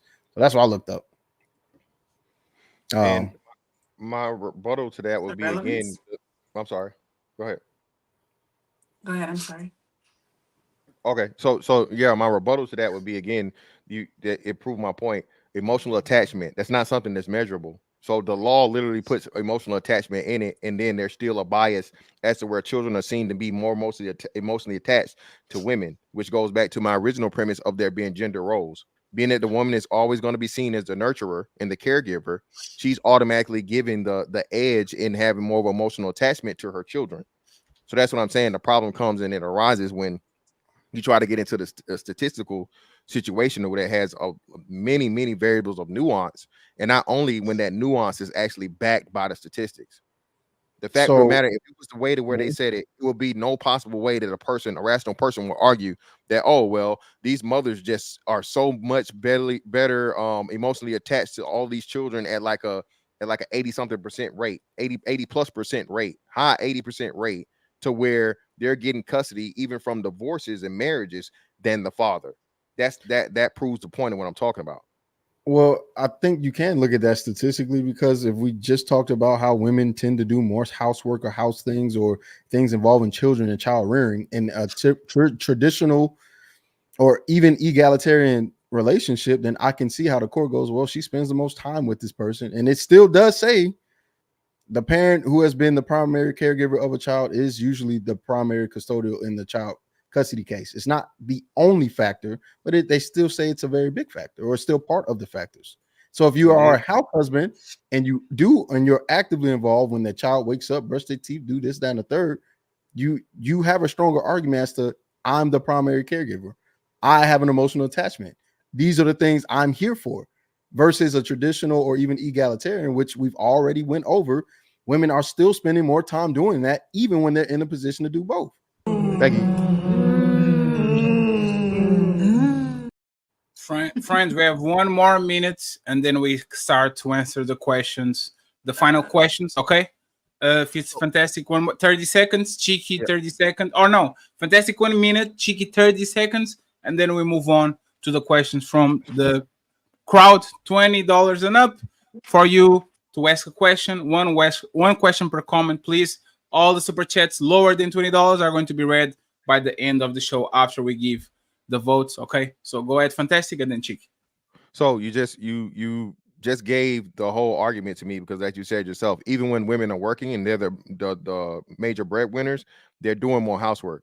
Remember when you mentioned what was it named? I'm trying to remember the non-paid hours. That's what it was. Non-paid hours of work or non-work hours or whatever. That was referring to housework being done in the home. So now women have a double whammy as to where she's the breadwinner and she can provide for their children better because she has more resources, and she still is the has a more of a connection and social involvement because, like you said, she's doing more of the housework around the house. And there'll be a difficult time for a man to quantify or disprove that, to say, okay, well, you're at home doing this and all these different things and so on and so forth. But hold on, she has video, she has evidence of them taking them to all the games, all the practices, all the activities while she's still working an 8+ hour shift a day and providing for the family. So like I said, this is where it comes to, you know what I'm saying, a lot of things that but that doesn't go against my point. That my point is, if you're the house husband, you be doing those things and she will be working. Yeah, but I'm saying, that's what I'm saying. It's still going to come around and bite you because simply it's not going to work that way because the husband is more so in the house. The woman gets to still use the argument that, hey, I put just as much home, what would you call it? Homemaking and nurturing and stuff in spite of me having to work a shift for the woman. That's the argument that she would be able to use. And like I said, when you look at the situation as to where the women, the very, very small number of men that get custody in situations, be they house husbands or be they the, you know what I'm saying, the primary caregivers or whatnot, what have you, you would have to substantiate. They will give me the numbers specifically to the number of men that get custody in those situations. And I'm telling you, it's going to be extremely, extremely low.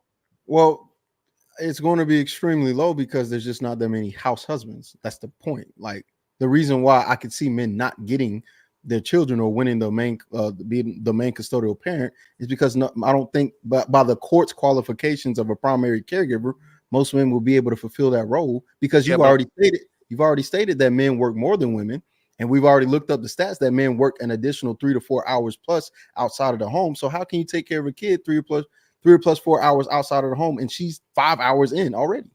Yeah, but I'm speaking to that directly. I'm speaking directly to that. I'm talking about the cases and those instances where the man is the house husband already, and he is the primary caregiver, and the woman is the breadwinner.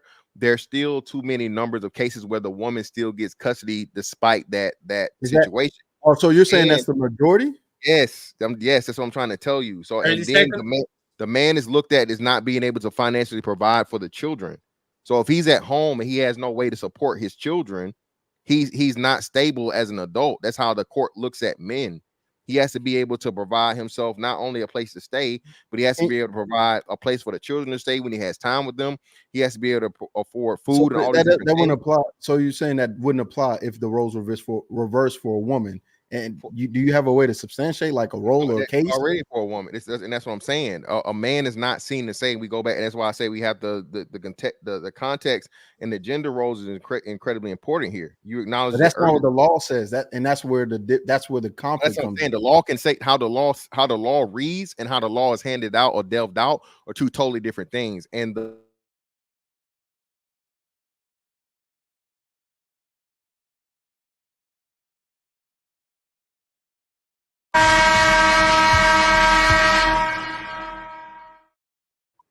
Thank you very much to both of the gentlemen.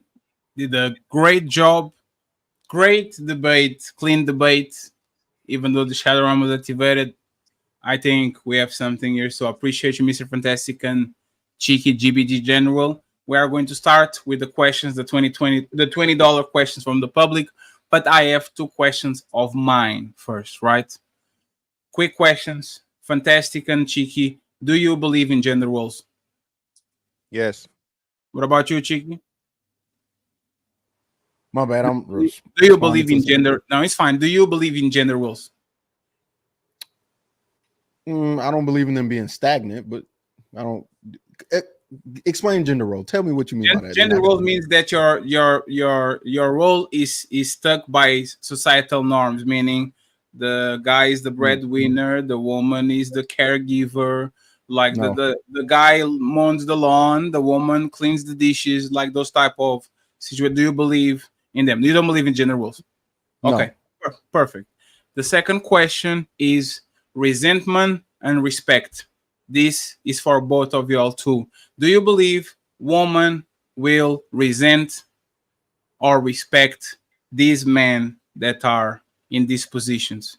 Meaning, if it's sustainable that these women are going to go outside, these men are going to take care of the kids and do the job, do you think these women are going to respect these husbands or resent them? And you can give me another version of the answer if it's not in respect or resentment category. Cheeky first, I did fantastic.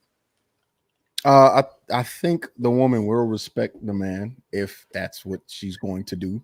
The problem that I'm having is if they're disrespecting men in traditional roles or gender roles, then what does it matter? Like, my point is, let's just choose the thing that's more beneficial. If she disrespects you and you pay all the bills, and she disrespects you and you pay half the bills, what does it matter if she disrespects you if you don't pay no bills? It's all disrespect. So it's like, well, at least I get the kids. At least I want to pay her out. At least. So that's my idea. It seems, especially the way that we talk about relationships and dating and women, if all of them are trash and we still think, they're good enough to put a ring on, then why would I pick trash that I still got to pay at the end of the day when we're going to get divorced more than likely? It only lasts 8 years. And according to most of the men here, they're more promiscuous, which means that divorce rate increases even more. That's another thing we didn't have. So it's like, might as well just get on. Mr. Fantastic, you remember that man in Atlanta that was light skinned who was like, I need somewhere to stay and 1,000 women. Oh, yeah, I did a story on that. That nigga. Come on, man. I just say be more like him than the ones that's out here being married and simping, according to Mr. Fantastic. Well, Fantastic. What do you think?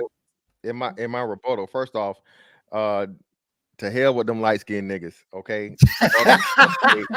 Fuck they light skin, fuck they light eyes. He a little fella Federation nigga. He homeless. Yeah. I don't care about none of that. But now, if you guys could turn with me to your Bibles, okay? Ecclesiasticus, chapter 25 and verse 22. A woman, if she maintain her husband, is full of anger, impudence, and much reproach. Okay. This is in the Bible. A woman will not respect a man that she has to take care of. Okay. A woman will not respect the man she has to take care of. And as my opponent pretty much not conceded to, but acknowledge, numbers do matter. Okay. The proof of that women leave men at a 50% higher rate when she out earns the man is that she does not respect that man.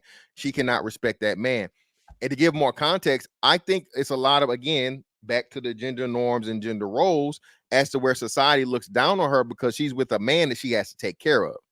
So when you put all of those things into her own personal feelings, women having to deal with stress, women have more oxytocin, and things like that. I think somebody mentioned psychiatry. I didn't really get into that part. I might use it when I get to there.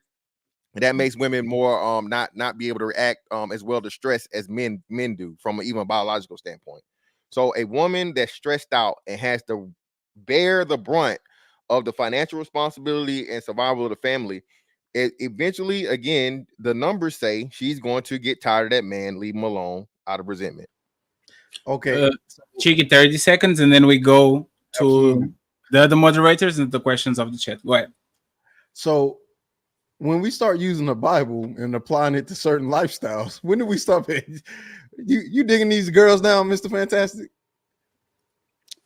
Yeah. Oh, Relevance. Relevance. Yes, Lord. Yes, Lord. What, everybody don't be following the Bible until it's convenient. Well, all I'm saying is, Mr. Fantastic, are you digging these girls down? Filth, brother. That relevance. That's not relevant, brother. Again, I was using a historical text as concept. Hold on, as proof of concept for the topic we're talking about at hand, brother. So my digging down of the women. Let me use some historical context too. When anything you could do, I could do better, says the women. So anything you can do, I can do better. I can do anything better than you. And education wise, they're doing it. They're starting to show, hey, look, we can be smart.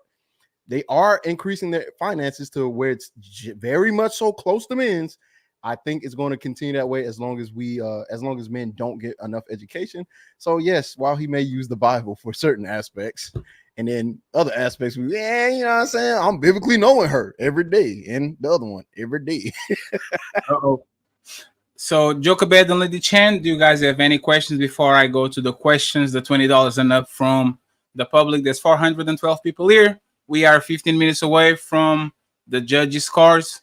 So Jokabed, Lady Chan, any question? No question. No? Lady Chan, no. So it's time to go to the crowd. Brother.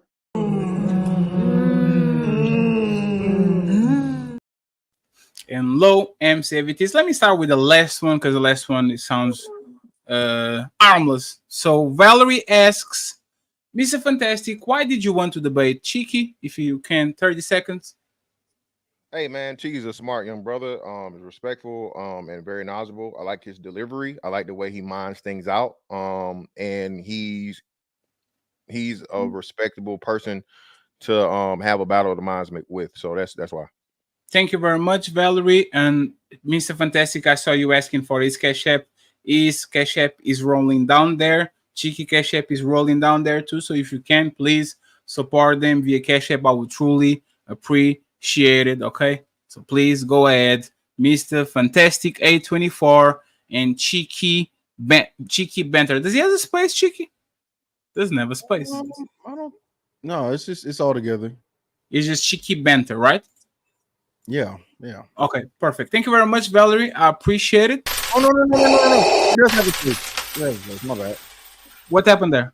No, it does have a space. It does. No, but is that going to show up on your Cash App? If what is the hashtag? The dollar. Is it an underscore? Is it an underscore? Because it can't be a space. Yeah, it can't be a space. Okay, well then it's just $ Cheeky Banter is what it is. Okay, that's all. Is everything together? So Mr. Fantastic 824 and Cheeky Banter rolling in the bottom. If you guys had fun, you guys was asking for a civil debate, and I think you guys got one today. So if you can reward our gladiators today, I would appreciate it. Thank you very much, Valerie. Once again, I appreciate you. Ilkan Ali is the sponsor of the show right now with $200 and something. It says, good luck to my brother Fantastic and Cheeky. May the best mind win. Salute to the untouchable. Thank you very much, sir. I appreciate you. Valerie's in the building. Says, hello, Mr. Fantastic. Good luck, Cheeky. Thank you very much, Valerie. You have Lauren. She says, Cheeky, Beaky, may the odds ever be in your favor. Thank you very much, Lauren. We have Lauren back again, and she says, Mr. Fantastic, Swishy, you better have your stats memorized. War of the Stats Activate. It's time to do. Thank you very much, Lauren. Let me parse through these. We have J Up. He opened the moderator situation, and Ali saved me. I will acknowledge them later. Thank you very much. 0.5, thank you very much for the 5 memberships. We'll acknowledge it later. Okay, thank you very much for the 20 memberships for the Untouchable Empire. We'll acknowledge it later. Untouchable Empire, baby. We have Carl Anderson. He says, traditional debates suck. Good information, but we need hate. Oh man, hate.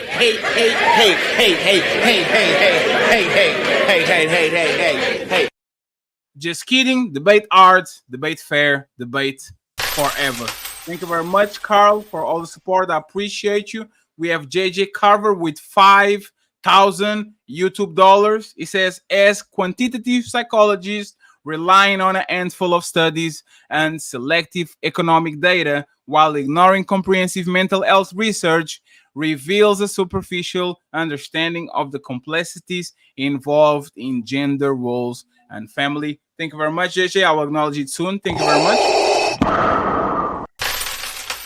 We have Marvelous. I think it's the first question. He says, can a man be a house husband? Sure. Are families going to continue breaking up? Yes. What outcome are looking for? Strong families or stronger individuals? The first two questions are for context. Respectfully, Fatty. So let's go to the last. So let's go to the last questions. What outcome are we looking for? Strong families or stronger individuals? This is for Chiki. Absolutely. So let's Chiki. Can you answer that? What outcome are we looking for? Stronger families or stronger individuals? I feel like family is made up of I don't know. Stronger individuals, I guess. I don't know. Stronger individuals. Thank you very much, Marvelous. I appreciate it. We have the dating pool roast reactions. HQ is in the building. She says, we still have to accept that men only fight for custody 5% of the time, but when they do, they usually win. That's inaccurate. Go ahead, Fantastic. 20 seconds. That's an inaccurate statement. That's false. That's a false statement and a false stat. Damn. Thank you very much, HQ. Valerie open the shadow realm with $100. Thank you very much, Valerie. I will acknowledge this after the show. I appreciate it. We have HQ back at it again. She says, no, it means winning custody or partial custody. Chiki is right. And I gave clarification for that. No, I was right. She's actually agreeing with exactly what I said. That custody can just simply mean that either parent or both parents are given time. That's what they're considering or classifying as a win, quote unquote. Thank you very much, HQ. HQ comes back again and she says, yes, men can fight for custody of their children in court, but it's rare. In fact, only about 4% of divorces involve fathers fighting for custody, and 2016 census report found that only 17.5% of fathers win custody. Thank you very much. Once again, HQ, we have John Henry in the building. What's up, John? He says, salute peoples. This is a patriarchy. Therefore, why would a pergamous woman want a man that is competing for the same job she's after, i.e., housewife? Patriarchies thrive due to competitive males. Chiki, you say you know it in your head. Do you want to? Yeah, I don't. I think that the fact that we're continuing to push women into higher roles of education, CEO, all of those things is just pointing to us not living in a patriarchy, more so an egalitarian system, to where men and women women are trying to be equal. But that's just my thoughts. Let me keep going. Thank you very much once again, John Henry. Remind people that super chats lower than $20 are going to be read as soon as we get the judges' votes. Okay, thank you very much.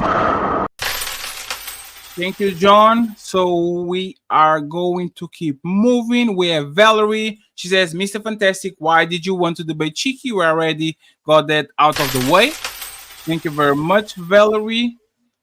Let me see if I didn't miss anything. And we have finally John Henry, the last question. If a woman can decide on what to wear, what school to attend, and what car to buy, why is it always up to God to decide on when to send her man? Good job on both of you for being civilized. Thank you very much, John Henry, for the support and the love. I appreciate it. Appreciate it. Thank you very much. And thank you very much to all the super chats lower than $10 and $50. Oh, the less cost. Okay. So he sent 5 more 15. Chiki, 80% of black men marry black woman. How are 80% of black men going to find breadwinner black woman to want to take care of them? Where, how, what steps do you take? Tell us, please.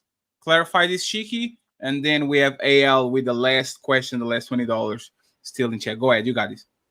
Yeah. So again, I don't think that every man wants to be a house husband or every man should be a house husband. It's more so, can they do it and will it be supported or should it be supported?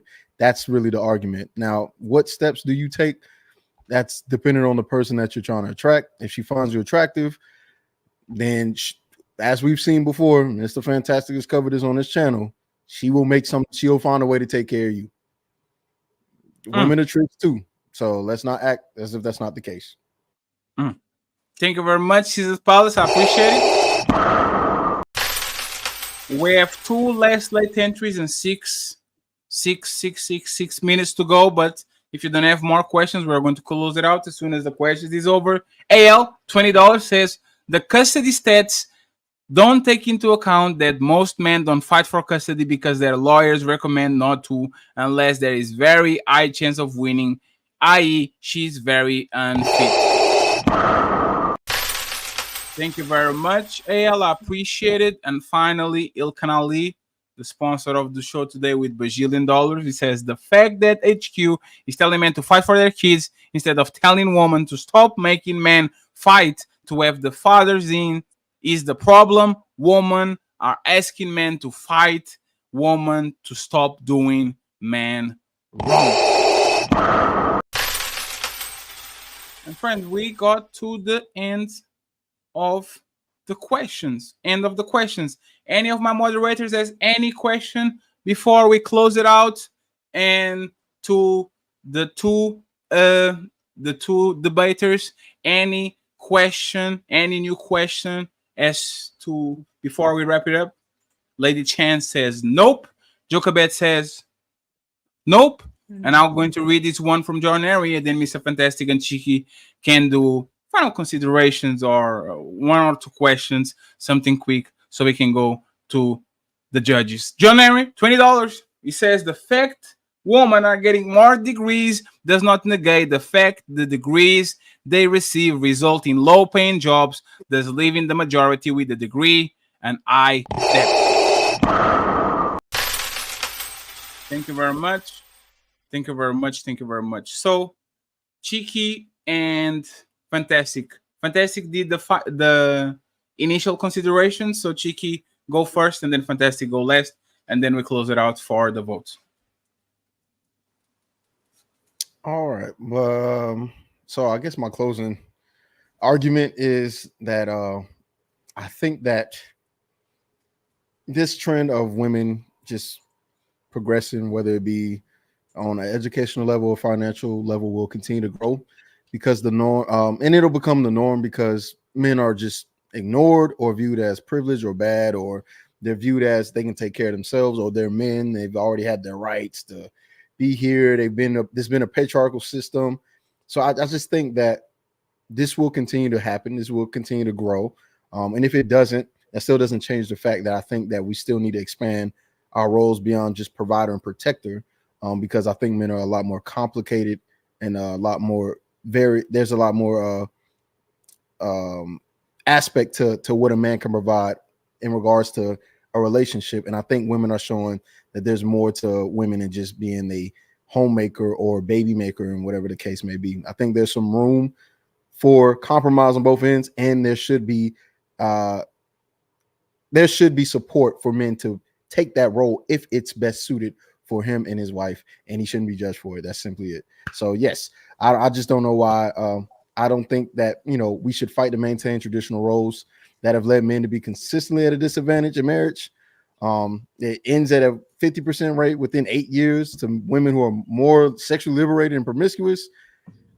So I just think being a house husband is just a little bit more logical, and will continue to be the best route, because if not, we'll perpetuate men being limited in their roles in relationships in society, which already has a negative impact on men's health. So that's just my thoughts. Fantastic. Well, I see a lot of women in this saying, bigging my opponent up, and I'm just saying, hey man, hey baby, if you looking to take care of me, let me know. Okay, listen, yeah, make them big screen, make them big screen, make them big screen. You're gonna have all these women out here that are willing to take care of a man and provide for a man. Hey, sign me right up. But the problem is, it's never going to happen. Okay. Not going to happen because societal norms is just that. It'll be too much of a major paradigm shift and philosophy shift, biological, societal, a lot of different things, psychological,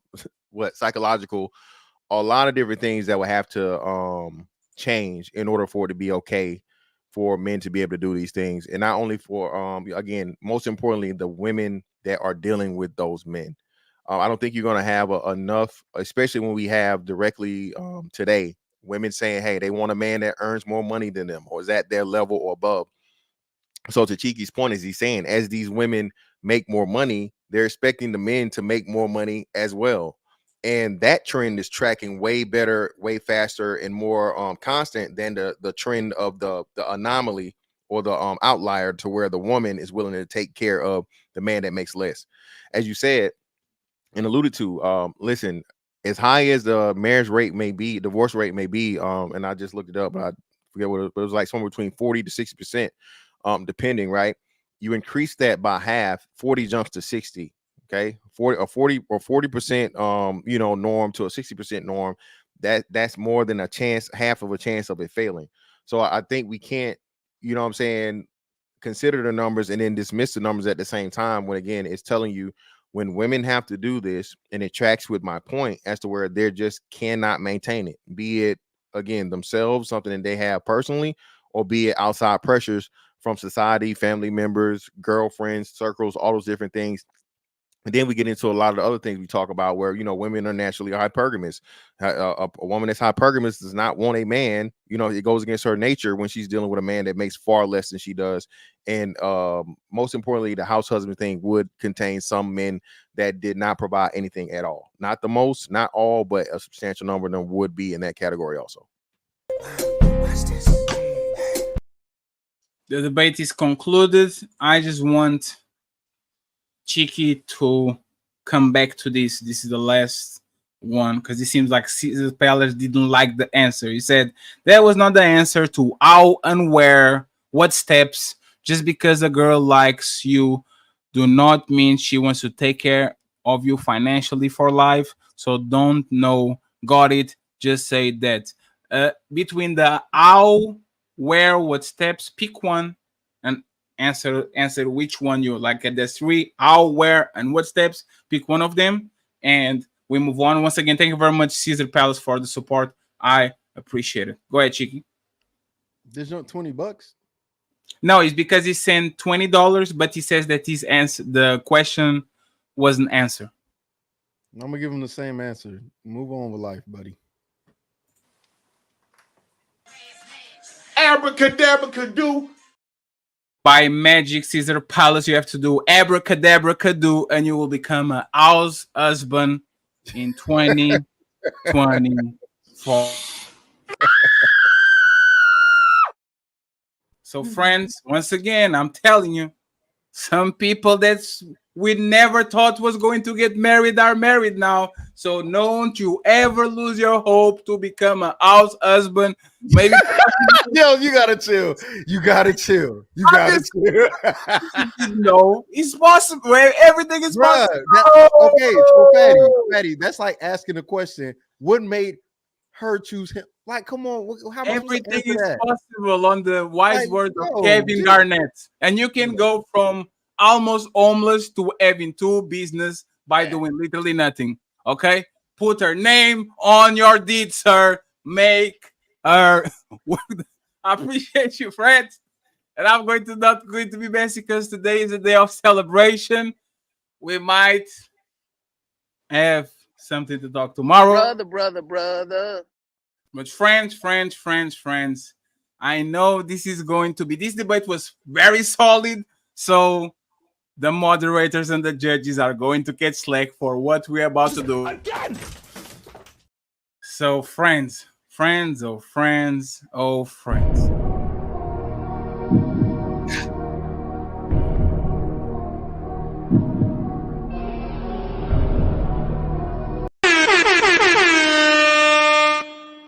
This is what we're going to do before we start the judges' considerations. I need Chiki and Fantastic to open a poll on their YouTube chat saying who won the debate, Chiki or Fantastic. Who won the debate, Chiki or Fantastic? Right now is 2 a.m. 2:20 in my country, so is what, 8:20. We are going to close the polls at 8:30 Eastern. Okay, in 10 minutes. I hope you guys enjoyed the product. I hope you guys enjoy the presentation. That, God damn it, that rollout, I think, is my best job yet. But some people say that I don't know how to do things. So hey, man, maybe I will learn something from people that are streaming for 7 people. So, Mr. Fantastic and Cheeky, here we go. Let's make this. This is done. Let me start. Let me be the first one to actually give my considerations. And once again, thank you very much, fellas, for being here and for uh, doing a great job. I am telling, this is the most difficult job that I had moderating, because not moderating, judging, because people were having conversation in good faith, and I, like, it was not a question of like just using straw mans and deflections and moving the goalposts. Both of y'all engage in the conversation, so awesome. Okay, I will start with a statement. I think my bias is going to dictate, like the bias that I had before coming to the show is going to dictate for the most part why am I going to pick the winner, right? I think Chiki had the uphill battle because we have social norms, we are used to certain type of society, so it was on him to kind of sell us the house husband. So I want to preface with that. On the good side, from Mr. Fantastic, I think he is right about the like the 1-for-1 replacement, blue collar jobs. I think that will be a disaster. For example, if you are somebody that your job is going to the night and pick up trash cans, if our woman doing their job, 2 women, they will take 2 days to finish around to the city, while 2 men can clearly do. You guys went for like, I think, a scream. It will be the military, but I think even on day to day, like even be a security, not the security job, but the mall, like not mall, I don't know the name, but the security guard that is on the mall. We had the problem with the Secret Service during the Trump inauguration, where the men were doing their job and the woman ducked for cover and kind of pretended that they were doing what they're doing. I think that's my bias coming through, but I believe that women are not going to be able to replace. It's going to cost way more to the companies 1-for-1 than doing this than replacing women and having to hire several women to do one-man job in certain jobs. The extra hours and productivity, I have to agree with Mr. Fantastic. Woman, every time, if you look everywhere, if women have absence like those 30 days, 20 days, whatever, like the payoff time, most women take that. Most men usually compound those because women usually take the most time they can, women usually don't. We have the white collar jobs too. I thought my bias was with the blue collars, but I don't think there's enough women in STEM, and I don't see it happen too because women just are not interested in science, technology, and all that. And the increased percentage of divorce, when Fantastic presented the stat that 50% of is 50% more likely to end in divorce when a woman earns more than you. I think the level of respect is going to plummet if she earns way more than you, and more than 50% is a lot. If we are going to increase and increase and increase, I think that will be like a collapse for society. Fantastic lost points in. He gave, like, he thinks the courts won't give the key to the man, even though the man is the house husband that takes care of the kid all the time, every time, and is actually the one that has the time with the kid. I think that was unfair. I think if a man is a house husband and take care of the kid in any sort of capacity, I think it will be. I know the courts are not fair, but I think it will be a ridiculous statement if the courts gave the kid to the mother that is literally the earner and is not taking care of the kid. He lost another point by citing the Bible when this motherfucker doesn't. Can we do that? No. Can't come here and say, "Oh, the Lord. The Bible says." Where you at right now, Fantastic? Where you at right now? Can we do that? Can't be But doing hold that. on, I gotta protest. That's Yo, blasphemy. I got a Blasphemy. protest. That's blasphemy. I'm not blasphemy. Listen, my personal dealings or whatever what I'm doing has absolutely nothing to do with a principle it's a supporting principle. I just said that women say that women. I can find a constant thing where women say they don't want a man that don't make no money. They don't want no broke niggas. They don't want no dusty niggas. It's just a Bible version of it. Nope. Can do it, and you can't on, you can't peer pressure you can't peer pressure the judge into doing that. Okay, you can't do that. On the cheeky side, there was two very strong points. The companies are already moving in that direction. They're already doing it. There's a very strong point. It's not something the companies are already doing this and putting women in positions just because it looks good or because they believe in gender equality and all that. So this has been pushed. I think this is a very strong point for what Chiki has said. The second one is if we keep telling that the kid is more successful when the father is more involved and the kid like the disciplinary and all that things, I think is a very strong point that if a father stays at home and takes care of the kid all the time, that kid will have way better outcomes than whatever we can throw at them, because that's what we say in this space. Let me see. And I don't have more blunders. I don't have blunders for Chiki. It's just, once again, I think my bias before the debate carries to this conversation. So I gave more points to Fantastic because my opinion was already on his side, and it's very difficult for Chiki to work from a deficit. I tried to take my bias out of it, but it was complicated. So I will award this debate to Mr. Fantastic. Brother. Chiki did awesome. It was a very difficult position to debate from. And once again, I appreciate both of you all for being here. Let me go to Joe Cabed. No, Lady Chen, you're going to be last because you are going to be the one that is going to decide who is the winner if Joe Cabed votes for Chiki. I don't know. So let me go to Joe Cabed first, and Chen will have the last word. Go ahead, Joe Cabed. You got this. Okay. So my biases, well, let me start a different way. So my understanding of the debate is Fantastic. His standpoint is traditional family, how the family is traditionally set up currently, how the man is the provider. That's the best option for families in society. Right, Mr. Fantastic, did I get that right? Okay. And Chiki's stance is that house husband 2024, 2025 is the best solution for the current problems in our society today, right?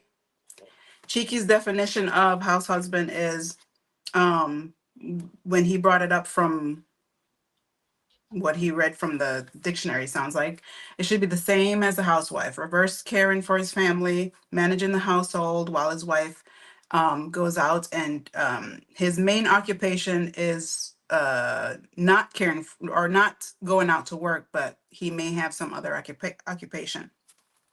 So I did here are the things that I kind of honed in on when I was listening. I was listening for content delivery, persuasive argument, evidence, reason for their arguments, rebuttals, and how they refuted each other's arguments. So although I completely disagree, because I'm a traditionalist, so I completely disagree with Chiki's points. I think that's the worst thing for marriages. However, based on how he prefaced his argument, he said that the problems in society right now, house husbands would provide the best solutions. And I think he was better at his persuasive argument. I do think that he was better at content delivery. I think that both debaters were great at giving evidence. So societal norms, data, stats, I think they both gave good evidence as to why they had their stance, or you know, for different points in their rationale. I do think that Mr. Fantastic had better rebuttals, and he refuted Cheeky's points better. However, I do think that when it comes to certain arguments, I think Cheeky had the best argument because his stance is the problems currently in our society going forward, from a progressive standpoint, the problems that we have in our modern society, and what he brought up with the divorce rate is already low, um, like different. I think he was better at arguing those points. Although I agree with Mr. Fantastic more, because like I said, I'm a traditionalist. I do think that Cheeky had a better the way he laid out his plan for what's happening in today's society, because his premise is society's already messed up. So if we want to change things for foresight in the future, this is the solution I'm proposing. Mr. Fantastic was more of, this is what's best for society, and this is what we should do. He didn't really give me why it's best for families, and families are the fundamental units of society. He didn't really tell me how it affected children. When I asked him that question specifically, I think Cheeky gave a better answer. And to me, if society is based on family units, then I would want to hear why it would be better for families. And I think Cheeky gave a better comeback as to why this would be better for children, how it would affect future generations. And that was Cheeky's point the whole time, how it's going to affect us in the upcoming. Like, he was more evolutionary to me, where traditionally, although that's my mindset, I think the problems we're having in society right now, we do need something that would counteract what's happening. And I think Cheeky gave a much better argument as to why. So I would say Cheeky won the debate.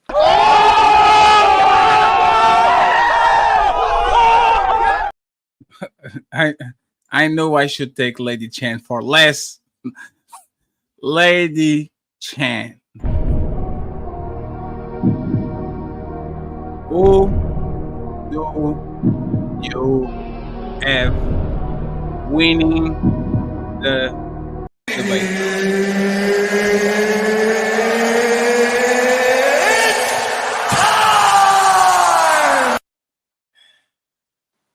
Okay, let me just run down some points. I've only got a couple. The Bible is an admissible reference, by the way. That is. I don't know how you guys are trying to discount that as unadmissible, inadmissible. No, it's definitely allowed.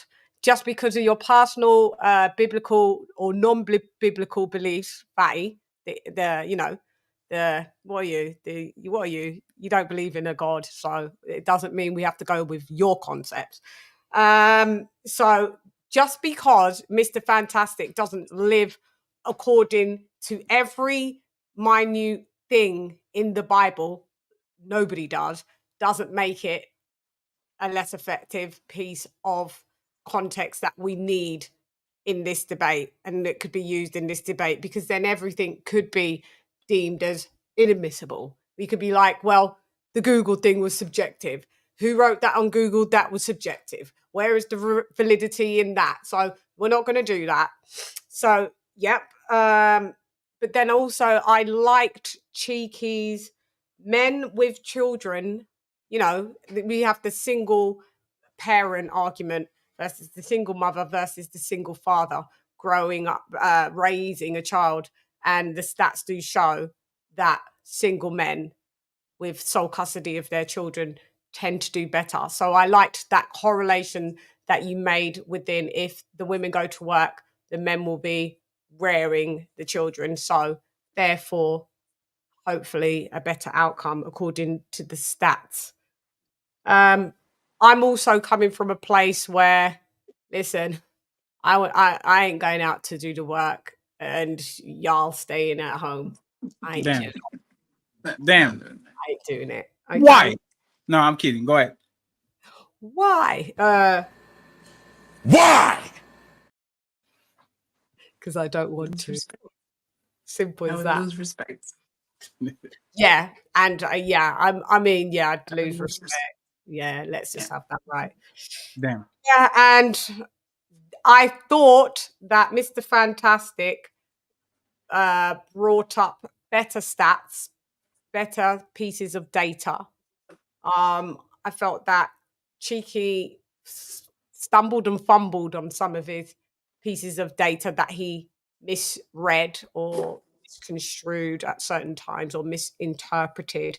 And then Mr. Fantastic actually had to correct on certain of those stats. So, guys, everybody in the chat was like, Lady Shan's asleep. Oh, I was awake. You're shocked now, aren't you? Oh, shit. Okay. Yeah, they was all sweating me in the chat. I listen. I don't have to be. Yeah, I'm a listener. So I am going with the winner. Let's get the drum roll or something, Fatty. And the winner is. I want an effect. I want the do. I don't have. Oh, you want the? Oh, do you want? Because he's going to cancel yours. So let's.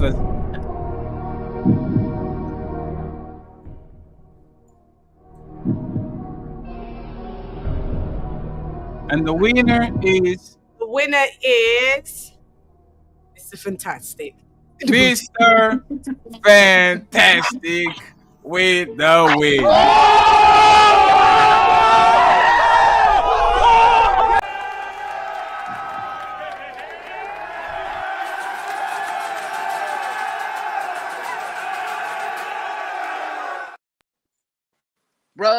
Brother. Mr. Fantastic for the win. Mr. Fantastic is 2-0. Once again, thank you very much to both of y'all. Both of y'all did the great. And it's going to be interesting to see the people break down this debate because I am interested to see other angles, especially you, Cheeky, because I want to see what did you see that I didn't see. Because I know for a fact this was a difficult one for me to go and go over my bike. I'm 100%. I need to see it from other points and perspectives. Do you have anything to say, Cheeky, on your first debate, and I hope not last on these debate Wednesdays? Congrats, Mr. Fantastic, my boy, 2-0. You know what I'm saying? He looking strong for his fight. You know what I'm saying? I see you, dog. I see you. Them pull-ups definitely kicking in, my boy. Those are not pull-ups. I'm still not going to give that shit. That man. He said break 90. That's what he did. No, those are not pull-ups. Sorry. No, all I'm saying is, sorry, it went to a commercial whilst I announced who won. Everybody's like, "Oh my god, we didn't know who won." What Shan said. It went to a commercial. Whoa! What? No, I think a lot of people couldn't. They missed it because as I went to announce who I thought won, it cut to a commercial, a YouTube commercial. Y'all ain't buying YouTube? Y'all ain't got premium? You don't have premium. You guys need to chill. Respectfully, hold on. Fatty, this didn't get demonetized? Absolutely not. We didn't do. We really was that good, really? Yeah, absolutely. The clean speech. I was careful before with the clips and all that. No, very civil, very respectful. I'm gonna hold you. We kind of build it in. Go make your money, bro. Make your money. But I did. He didn't got demonetized. He actually didn't. Mr. Fantastic, you have to say something, and then you guys can talk with us about what you disagree. I would start, if you guys can, with what you disagree with Lady Chan, because it's a little bit late here. It's already almost 3 a.m. and she has to go. So that will be great. Okay, go ahead, Mr. Fantastic. And then I have something to say to one thing that Joker Bet said. One thing I kind of disagree, but we're going to talk it in a few. So go ahead, Mr. Fantastic, and then let's have a conversation. Nah, man. Hey, great debate, man. Shout out to Cheeky. As always, brother. This was a perfect debate. He created his points. He delivered well. Like I say, extremely persuasive. That nigga sell cars on the side. He keep talking about he a janitor. I think he sells something else. You know what I'm saying? Out here, man, we gonna put no speculation. But nah, man. Like I said, I respect him. And I think this was a good debate overall. I don't really have no, ifs, ands, or whatever. You know what I'm saying? And thank you, Cheeky, for having stats. Thank you, Cheeky, for having facts. Thank you, Cheeky, for having references, having sources. And again, bro, that's the most important thing, because he didn't just come from a philosophical or feeling standpoint. He actually had stuff to back it up. And that's why that is one of the strongest examples of what it's going to be when you're arguing philosophy. I think he did an excellent job. I have one thing. Oh, go ahead. Thank you to the mods, Mr. Fantastic. That Dan. voted won. Oh yeah. Shout out to the mods. So I'm sorry I didn't listen. Shout out to the mods. Y'all did a wonderful job. Like I said, I don't have any objections and any of the criticisms. Hey, I understand it. And, you guys did a great job. I don't think anybody overstepped. You know what I'm saying? Nobody overstepped. You guys asked great questions, and you pretty much let it flow. So yeah, appreciate y'all. He just said thank you because Lady Chen asked it. We don't accept it.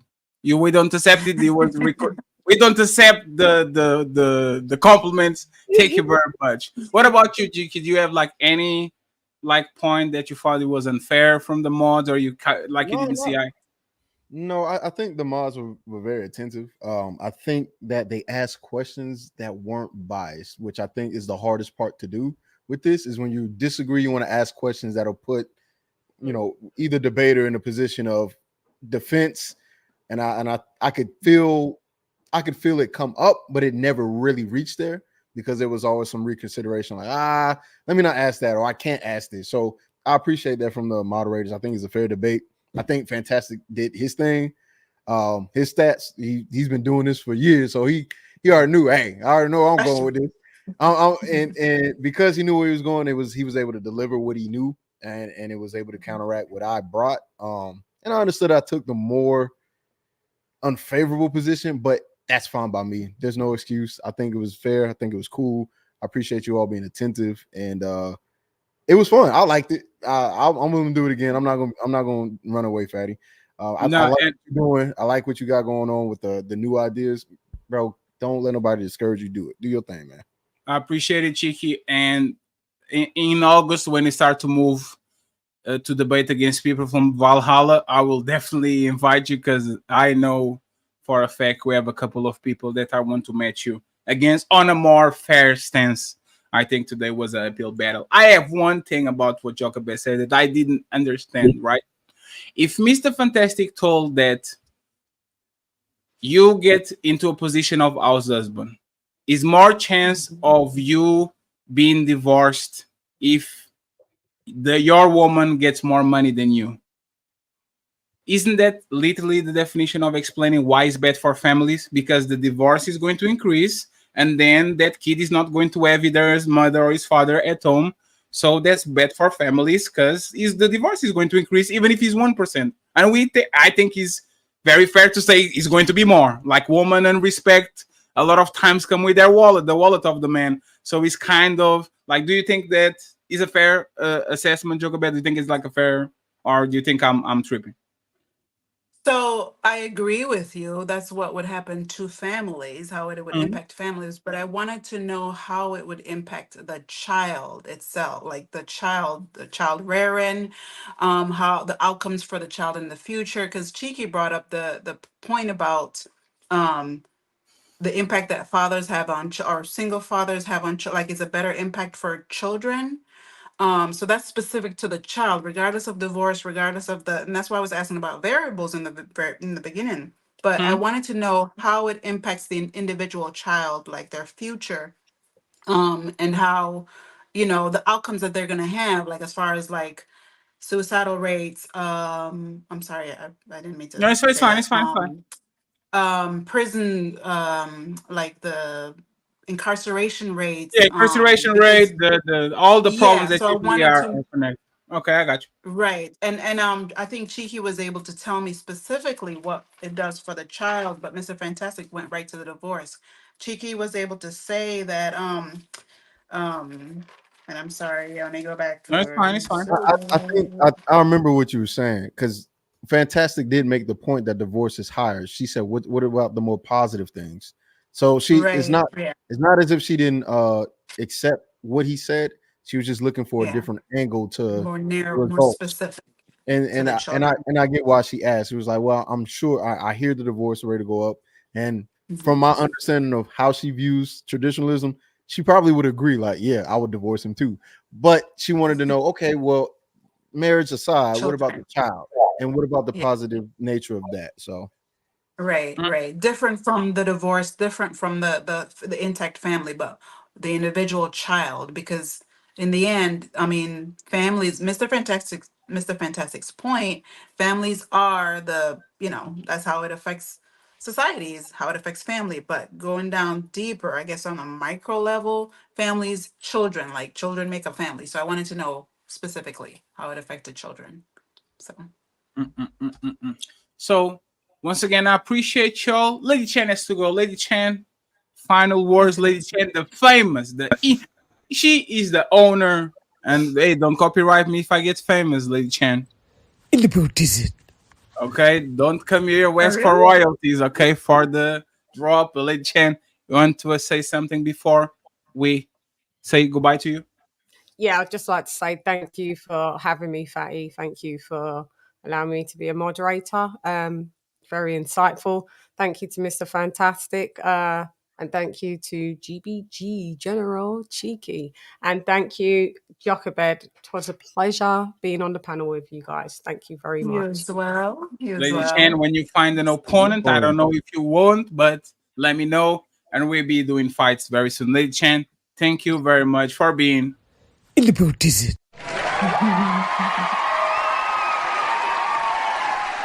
friends. I have 44 super chats to read. Some pretend to use, some don't. I'm going to read every single one of you from every platform. You guys want to stay or want to go? You want to go, Jochebed, I know. Yes. Yeah, I wanted to say something before I go. Thanks for having me. I appreciate it. I'm kidding. Go I think although I do have my own biases when I approach these discussions, panel discussions, debates, I try to go by, because like I said, this was not, I disagree completely with Cheeky. I disagree with the whole premise. I would, if it personally, individually, I would not want that, but I guess I understand his point. Like he convinced me based on just his points. So a lot of the times when I come to these conversations, I'm taking myself out of it and I'm trying to go by who delivers the best rationale for their, for their stance. So I don't want people to think that I'm just like, oh, I would marry someone who's not working. It doesn't matter my personal, you know. But I think I'm more looking for like, what is the premise of your argument, and can you tell me, can you convince me? Can I then have that whole space in my head where I'm like, okay, I can be convinced of this, although I'm not being convinced of it, if that makes any sense. So I know I'm being accused of being biased, but I take my biases out, as I said, and I try to do the best at just looking at what's being said, and then other things that I look for to say, okay, evidence, content delivery, things like that. So thanks for having me. I hope you guys are okay with how I did things. And I like being on these type of debates. I don't do well with debates myself, but I think I'm good at just trying to listen and give my input. So thanks. Thank you very for having much, me. and thank you very Have a much, good night. Jochebed, for always being nice to us and Thank you. for always glowing. I don't know how you do it. Oh. You need to do skincare advice because I don't understand why is she always glowing. Thank you very much, Jochebed, and I see you soon. Bye. So, friends, comes to two of you. You guys want to stay? You want to go? I have 45 to go. So I'm gonna bounce out, man. yeah, Y'all got it. long chats. No. Hey, let me shout out to Valerie again, man. Shout out to Valerie showing love on the Cash App. Shout out. For sure. She showed me love too. So appreciate that, Valerie. Thank you very much, Valerie, for always supporting all the pages. Once again, thank you very much for the Cash App, Valerie. Thank you for your patronage. And now, you fellas, once again, I appreciate y'all. Thank you very much. If you need anything from me, I got you. Thank you very much for bringing credibility to this thing, because there's been a lot of mess, but I think this one is going to be difficult. So thank you very much for bringing credibility, and I'll make sure Fantastic is getting a very good summer. So I think I feel a knockout coming. I don't know. I don't know. Fantastic. Hey, be careful, Fantastic. Don't ruin You're fantastic. If you get knocked out by Amp, this shit is nobody's going to remember the day that you won. No. Fantastic. If you get knocked out, trust me, I understand, my nigga. Everybody can't win everybody. No, we're not ready. I'm not gonna. Y'all ain't been knocked out before. It's a very humbling experience. Hey, fantastic. You know what's funny? People said to Michael Jordan don't worry, brother, open up. I will understand. They told Harris, open up, it's good.